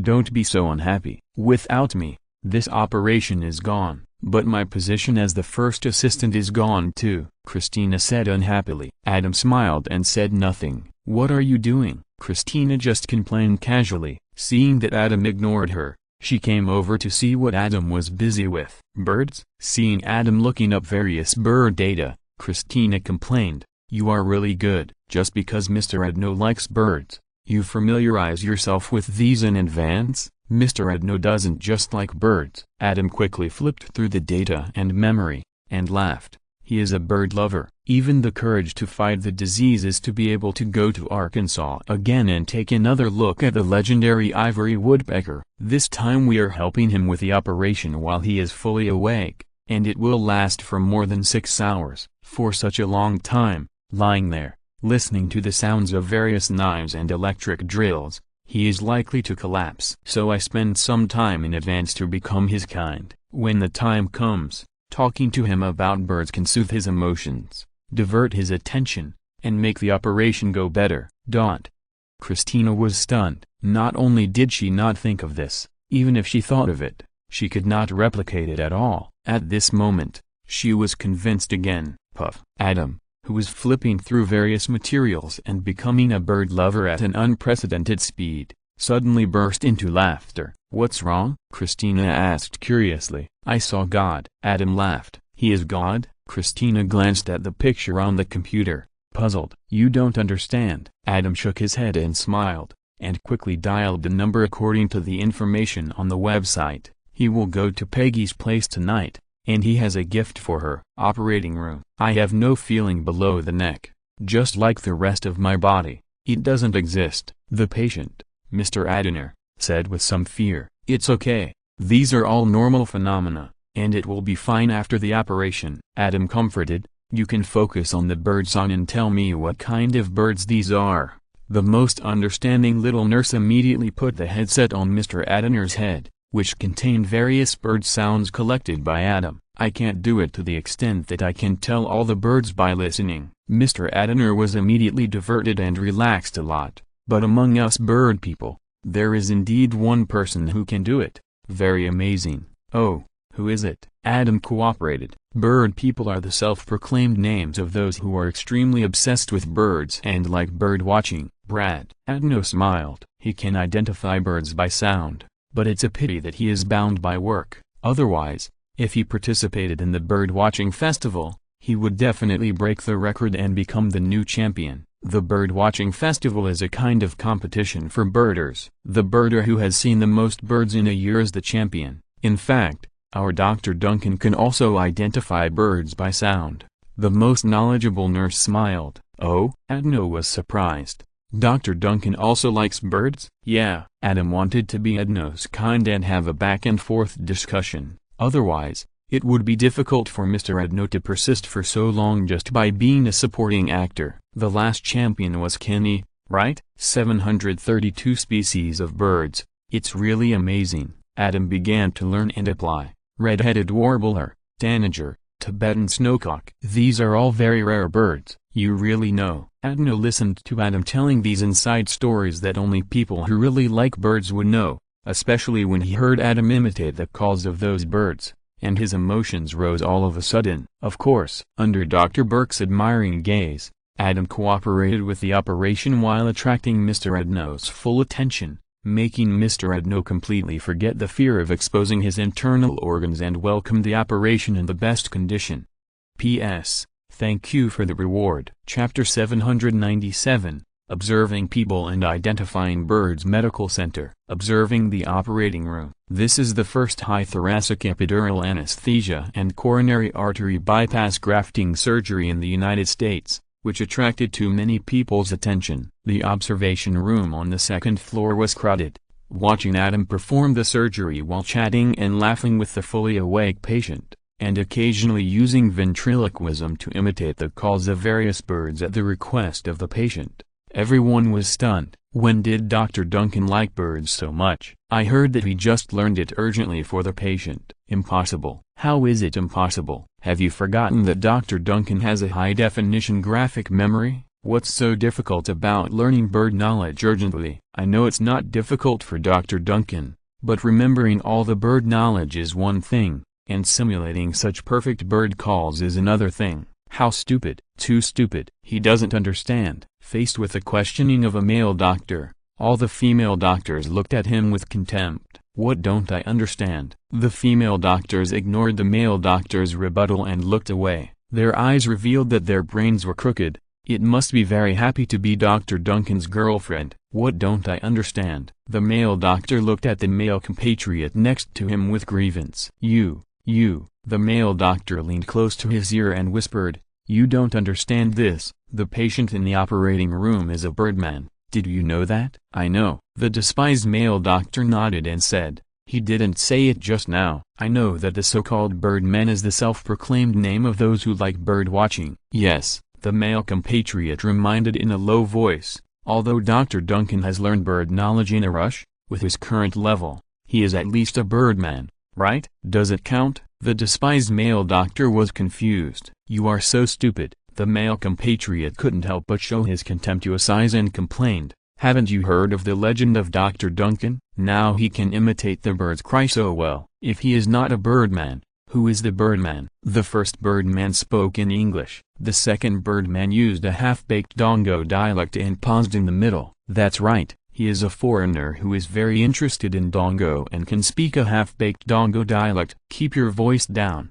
Don't give Dr. Duncan a nickname randomly. Be careful of being targeted by Dr. Duncan's fans." Another male compatriot couldn't help but remind him in a low voice. Seeing a female doctor looking over here, the three of them quickly shut up and dared not say anything more. The male doctor, who was especially good at half-baked Dongo dialect, knew that Adam was proficient in many languages and spoke Dongo more fluently than him. Others couldn't fully get this joke, and at most stayed at the birdman's ventriloquism, but he knew that Adam must understand it. When he thought about the possibility of angering Adam, he didn't dare to say anything more, but he couldn't stop laughing in his heart. But when he saw the burning eyes of the female doctors, he couldn't laugh anymore. An inexplicable sense of sadness came over him. In the operating room, Adam didn't know if someone wanted to give him a nickname, or a funny one. Otherwise he would definitely have a good and friendly exchange with the other party. 2 hours had passed. With Adam's guidance, the patient Mr. Adner was in a good mood. But what is coming will come.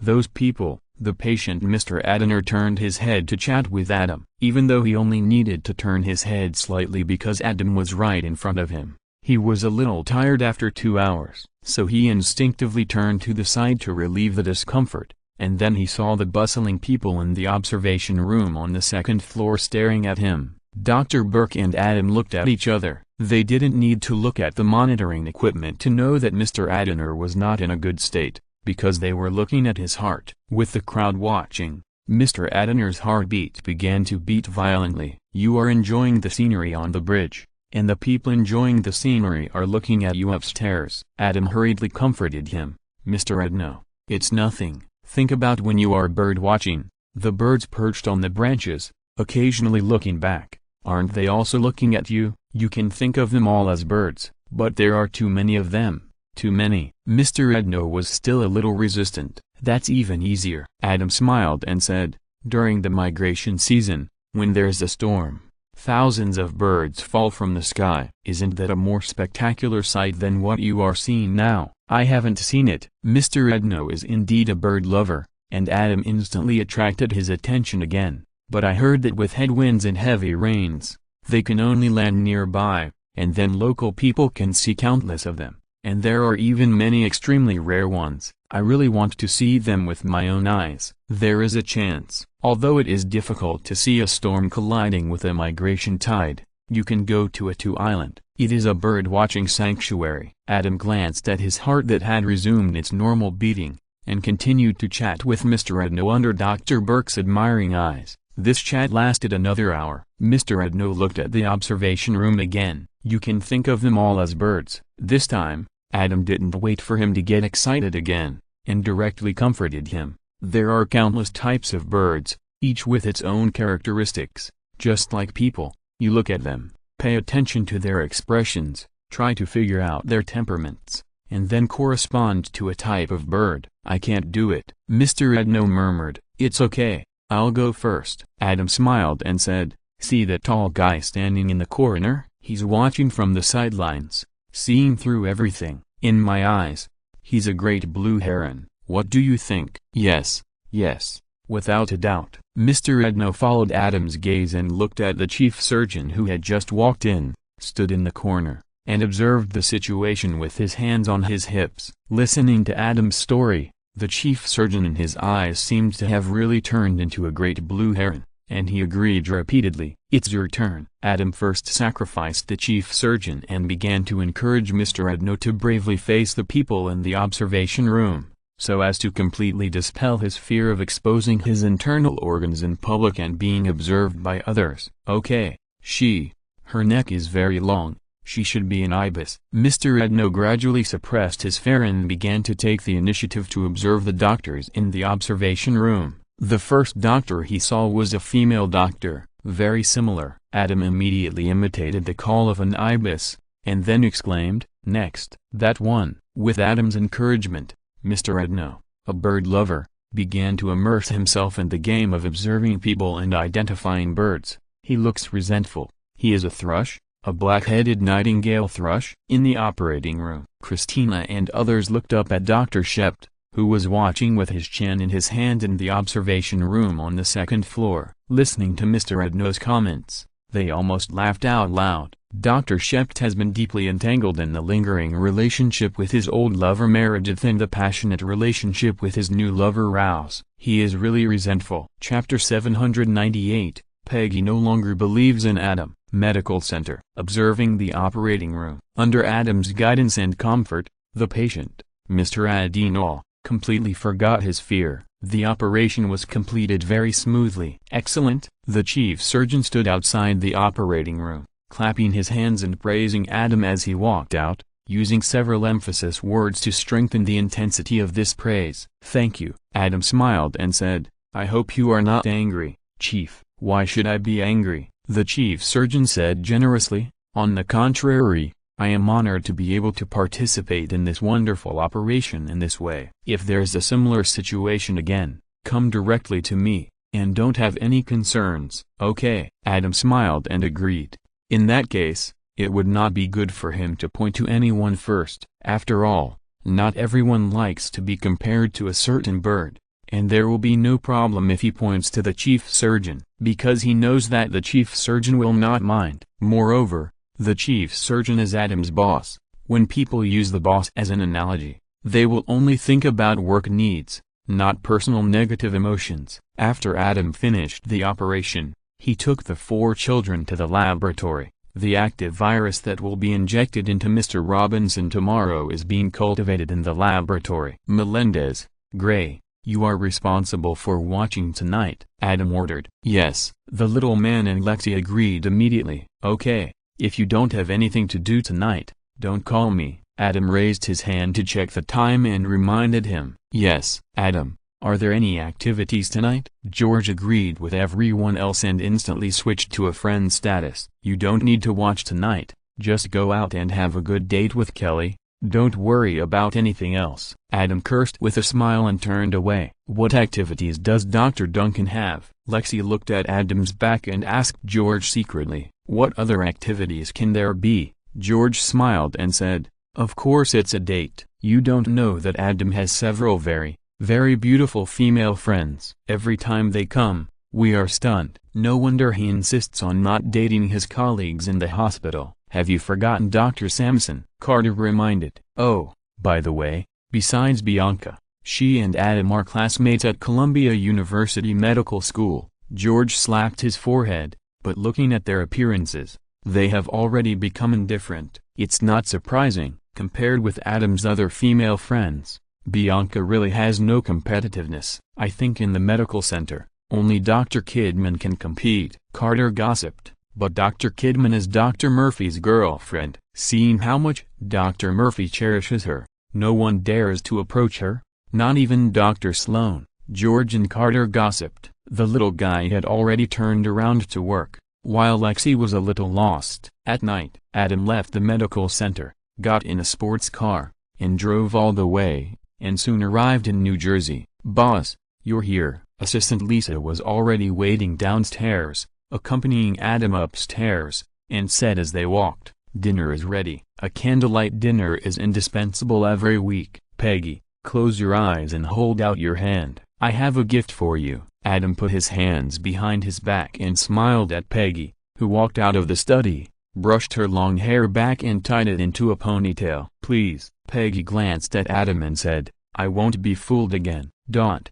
Adam paused, realizing that he was always playing this trick. Even if Peggy liked it, she didn't want to see the same old big precious as soon as she opened her eyes. "No, this is for you." Adam was a little embarrassed, and quickly took out the gift from behind and handed it to Peggy. "What is this?" Peggy saw that Adam was not teasing her this time, but really brought her a gift. She took it with some curiosity, opened it and took a look. When she saw it was a videotape, her pretty face darkened. "Don't even think about it," Peggy said and threw the videotape to Adam. It's not what you think." Adam was stunned, and explained with a smile, "I promise you will like it this time." Assistant Lisa was standing next to him, and she almost couldn't hold back her laughter, thinking, Boss, I told you to play tricks, but now there are too many tricks, and Peggy thinks everything she sees is a trick." "Lisa is still here." Adam saw that Peggy ignored him, so he had to remind her. "Then play it. We'll watch it together." Peggy thought so too. Although Adam liked to play tricks on her in various ways, he never played tricks when Lisa was still here. "Lisa." Adam handed the videotape to Lisa and motioned her to play it. "Boss, are you sure?" Lisa's eyes were very strange. "It's really not what you think." Adam was helpless. Seeing that Peggy and Lisa both looked unconvinced, he could only say to Lisa in a bad mood, "Play it." "Okay." Lisa put the videotape into the VCR with a desperate look on her face. After a while, Peggy's screams rang out in the apartment. Then there was laughter. "Call Sheldon, call Sheldon," Peggy urged Adam. "Okay." Adam was very happy to see the gift was very effective. He put his finger to his mouth and pointed it at Peggy and the others, signaling them not to talk, and called Sheldon's video call. "What?" Sheldon was eating lunch over there. He was no longer surprised to see Adam and Peggy appear in the video together. "Don't interrupt my meal. It's game time soon." "Sheldon, do you remember the topic we talked about when we first played chess?" Peggy smiled. "What do you mean?" Sheldon looked at Peggy and Adam with a wary look. "Speaking of chess, the two people in front of him are his eternal pain." "You said you believe in the multiverse theory," Adam reminded, because Professor Hawking believed it, but Peggy didn't believe it at that time.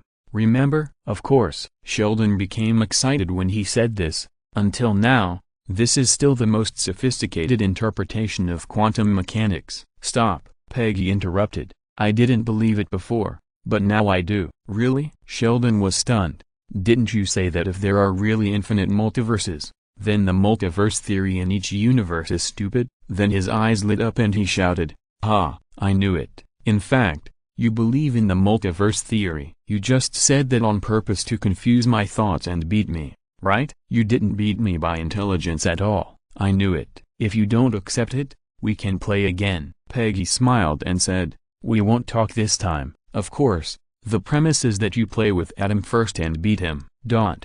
Sheldon was choked there, staring at Adam and Peggy. His expression began to twitch. Chapter 799 Heretic Sheldon, New Jersey. Peggy's apartment. Adam and Sheldon's video call is still going on. Seeing that Sheldon is about to collapse, in order to prevent Sheldon's mother from glaring at him, Adam interrupted, "Okay, let's not talk about chess anymore. Let's talk about the multiverse." "Sheldon, you know what? This time I really met God, and then I brought back evidence." Peggy believed it after seeing it. "God?" Sheldon immediately showed a look of contempt. "Adam, I thought your IQ has improved, but I didn't expect you to make me suspicious again." "Evidence? What evidence can you have?" "Are you ready?" Adam and Peggy looked at each other, holding back their laughter, and pretended to be mysterious. "This is an incredible thing. Only the three of us know about it. You can't tell anyone about it." Lisa was speechless and quietly retreated to the corner. "Okay." Seeing this, Sheldon was also a little curious. "Lift your chin. Don't let it fall later." Adam teased, pointed the screen of the video phone at the projection, and pressed the play button. On the projection, A Flash standing with his back turned suddenly appeared. The Flash? Sheldon touched his chin and said, with his ability, he can travel through the multiverse. I'm the Flash. I'm the fastest man in the world. I think I'm on the wrong Earth. The Flash was speaking on the projection. This voice sounds familiar. Sheldon showed a puzzled look. Are you saying that parallel multiverses really exist? On the projection, Adam appeared face to face with the Flash, with an incredible look on his face. His expression was spot on. Yes, of course it exists. I have accidentally traveled through many parallel universes. The Flash smiled and said, let me explain it. As he said that, he walked to a whiteboard, took a piece of chalk and drew circles on it. While explaining, imagine that there are multiple versions of the Earth. In some Earths, Nash was destroyed by a big-breasted man with a big butt. In some Earths, pianos are not used to be played, but to kill people. Scott Joplin can only play maple leaf jazz with a tuned bayonet. Cool. Sheldon saw this and nodded with a very reasonable expression. There are also Earths where humans are ruled by highly intelligent giant beavers. When I traveled there, the scene was simply incredible. On the projection, the Flash was still saying, countless humans worked together to build countless dams on Earth to please the beavers. If I hadn't run fast, I would have been caught there building dams. Wow. Sheldon smiled and shook his head slightly to show his admiration when he heard this. He was a little convinced that this video was real, because these fantastic ideas and grand scenes are not something that anyone can make up casually. So you just ran from that parallel universe? Adam asked on the projection. Yes. The Flash waved his hands and explained with gestures, these parallel universes occupy the same space, but vibrate at different frequencies, so they can't see each other. Yes, yes. Sheldon heard this, his eyes lit up. But as long as the speed is fast enough, it is possible to open a gap and travel through these parallel universes. The Flash in the projection gave the same explanation. But how did you get so fast? On the projection, Adam smiled and said, did you get struck by lightning? Yes, there are Flash comics on our planet. Are you also called Barry Allen? No. The Flash shook his head and smiled. When I first came here, I ran around the Earth and took some time to read these comics. I didn't get super speed because of the explosion of the particle accelerator and then being struck by lightning. In fact, the way I got my superpowers is more like the Reverse Flash in your Flash comics. My IQ is 187, and I have never looked down on anyone. But I am very weak and have been bullied since I was a child. I repeatedly warned them not to bully me, otherwise I would probably turn into the supervillains in the comics. But they didn't listen. After I got a doctorate in physics, chemistry, biology, philosophy, mathematics, mechanics, and electronics, I couldn't stand it anymore. There was also a Flash in our world. I studied how to obtain the Speed Force, successfully obtained the Speed Force, and became the new Flash. But I'm not Barry Allen. At this point, the Flash on the projection finally turned around, took off his hood, and revealed a face that shocked Sheldon. I am Dr. Sheldon Lee Cooper. Adam and Peggy were both staring at Sheldon on the other end of the video call. Sheldon was extremely shocked when he saw the face that looked exactly like his. His eyes bulged, and he covered his mouth with one hand and pointed at the projection with the other hand. Adam keenly saw that the hair on Sheldon's exposed arm on the other end of the video call was standing on end. It can be seen how shocked Sheldon was. Adam cast a proud look at Peggy. See? Peggy smiled and nodded, and was also very satisfied with Sheldon's performance, and was extremely looking forward to Sheldon's next performance. Seeing that Sheldon was too shocked, Adam had to pause the playback and reminded him, Sheldon, take a deep breath. Take a deep breath. Can you still support it? It's me. Sheldon let go of his hand covering his mouth, bulged his eyes, pointed at the projection and shouted, I am the Flash. It's you in the parallel universe. He is the Flash. Adam reminded with a suppressed smile. Play it. Play it. Sheldon urged. He was completely immersed in it. Okay. Adam pressed the play button and continued playing. In the projection, Adam also expressed his shock in a dramatic way, and said that Sheldon Cooper on this Earth was his good friend. After some communication, Adam asked, The Flash in the comics often goes to the wrong universe to find his mother. What is yours? Is your mother also? Of course not. Sheldon's Flash laughed and said, changing the timeline at random is a very terrible thing. My mother and grandmother are fine. They are all fine. As for my father, I often see him in other universes. He is very happy drinking Lone Star beer, so I didn't disturb him. As for why I often travel through parallel universes, it is actually for her. Speaking of this, on the projection, Sheldon's Flash suddenly had a beautiful bird in his hand. He stroked it gently and said affectionately, "Great spotted woodpecker, my favorite. The last one in our world died in my arms. I traveled through countless parallel universes just to see her again." Adam and Peggy stared at Sheldon on the other end of the video call without blinking. As expected, Sheldon screamed in extreme fear. "No." Chapter 800 Sorry, I laughed during the video call. Sheldon was frightened by the spoof film shot by Adam and screamed, "Stay away from it. It's a monster." In the video call, Sheldon screamed and waved at the Sheldon version of the Flash on the projection. "Do you like birds?" On the projection,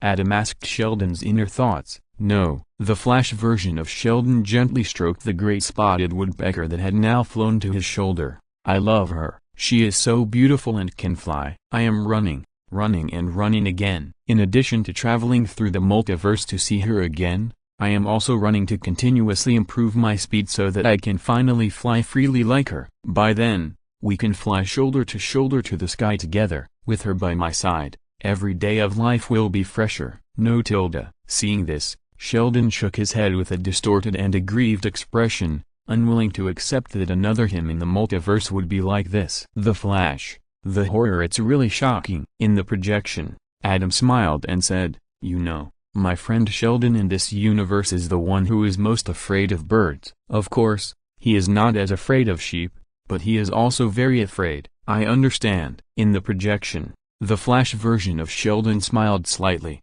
"I have traveled through the multiverse and met many of myselves. They are all afraid of birds." "Then why are you still like this?" Sheldon couldn't help but shout. "Have you forgotten what birds did to us?" "When I was 2 years old, a hummingbird swooped into my stroller and snatched the apple juice from my straw. I could only watch, and you should know best how scared I was." "When I was 7, a crazy chicken chased me up a tree." "When I was 12, a magpie tried to snatch my braces from my mouth." "When I was 16, a parrot in the pet store called me fat." Too many facts have proved that birds are demons to us. You are the only one known in the multiverse with superpowers. You can use lightning javelins to easily kill these flying demons. But not only do you not have it, you also fall in love with it. How could you do this to me? Exclamation mark. In the projection, Adam seemed to hear Sheldon's thoughts and asked it out, but it was a simplified version. Indeed. In the projection,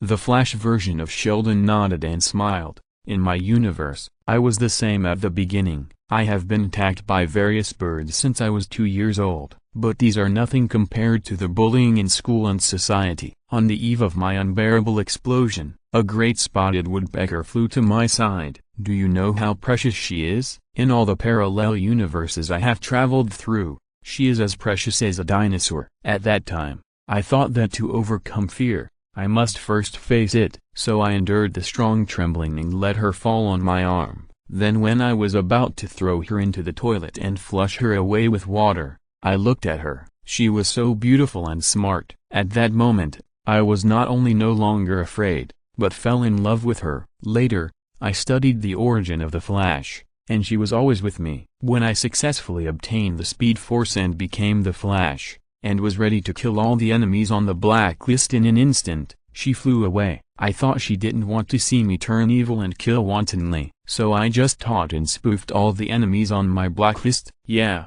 once a day. I hope she will come back to me one day. What happened next? Stunned Sheldon and Adam on the projection asked in unison. There was no way. Although Sheldon hated and couldn't understand why the Flash version of himself was so heretical, the Flash version of himself was also him, and every move was completely consistent with him. He couldn't help but acknowledge the other's identity. After calming down a little, he thought about it. If it were him, he might also fall in love with her. This is definitely not Stockholm Syndrome. Absolutely not. Later, She really came back. On the projection, the flash version of Sheldon was full of tenderness. She built a nest outside my window. I helped her build the nest. She gave birth to a child and then flew away again. This time, I was able to keep up with her. She flew in the sky. I chased her on the ground. We flew over countless mountains and rivers and finally came to a forest. Here, I saw her former lover. She landed beside him, cried softly to me, lay beside him, and then closed her eyes forever. I was very sad and returned to my mother at lightning speed. My mother called my grandmother to comfort me together. After I got better, I went to bury them. Then I went back to my apartment and moved the bird's nest into the apartment. From that moment on, I was not only the Flash Dr. Sheldon Lee Cooper, but also a mother. Puff. On the projection, Adam couldn't help laughing anymore. Although he wrote these lines, he couldn't help laughing when he saw the Flash saying these words with Sheldon's face. Dr. Duncan, are we still going to film? On the projection, the Flash version of Sheldon couldn't help laughing. This line was too funny. What? Sheldon was listening intently, but the laughter disrupted his mood. He broke away from the immersed scene, first dissatisfied, then stunned. Still filming? This is not real? No, I can't act anymore. Ha ha ha. On the projection, Adam covered his stomach and laughed. And if we continue to film, I'm afraid Mrs. Cooper will fly over and drag me to comfort the collapsed Sheldon. Crane. Thank you very much. My honor. Flash Sheldon laughed. Sheldon, let me introduce you. On the projection, Adam pulled the flash and said to the camera, this is Ichabod Crane, a birdman, not the real Flash. If you don't believe it, you can search the website of Ichabod Crane to accompany you on a happy bird-watching trip. Impossible. Sheldon immediately disappeared from the phone video, obviously searching online. No. After a while, Sheldon's unwilling scream came again. Did I go a little too far? Adam ended the playback and looked at Peggy. A little. Peggy nodded. But I like it.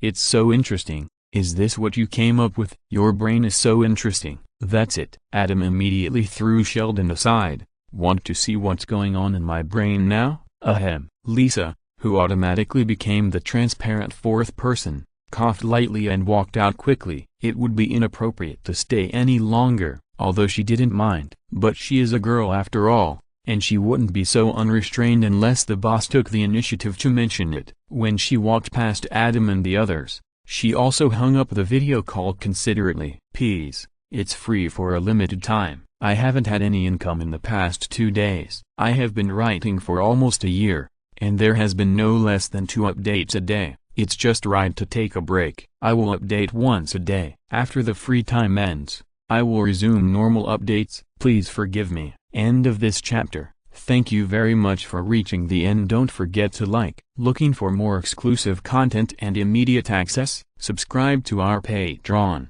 Remember, every like, subscription, or donation encourages us to continue. Thanks to everyone. See you in the next video.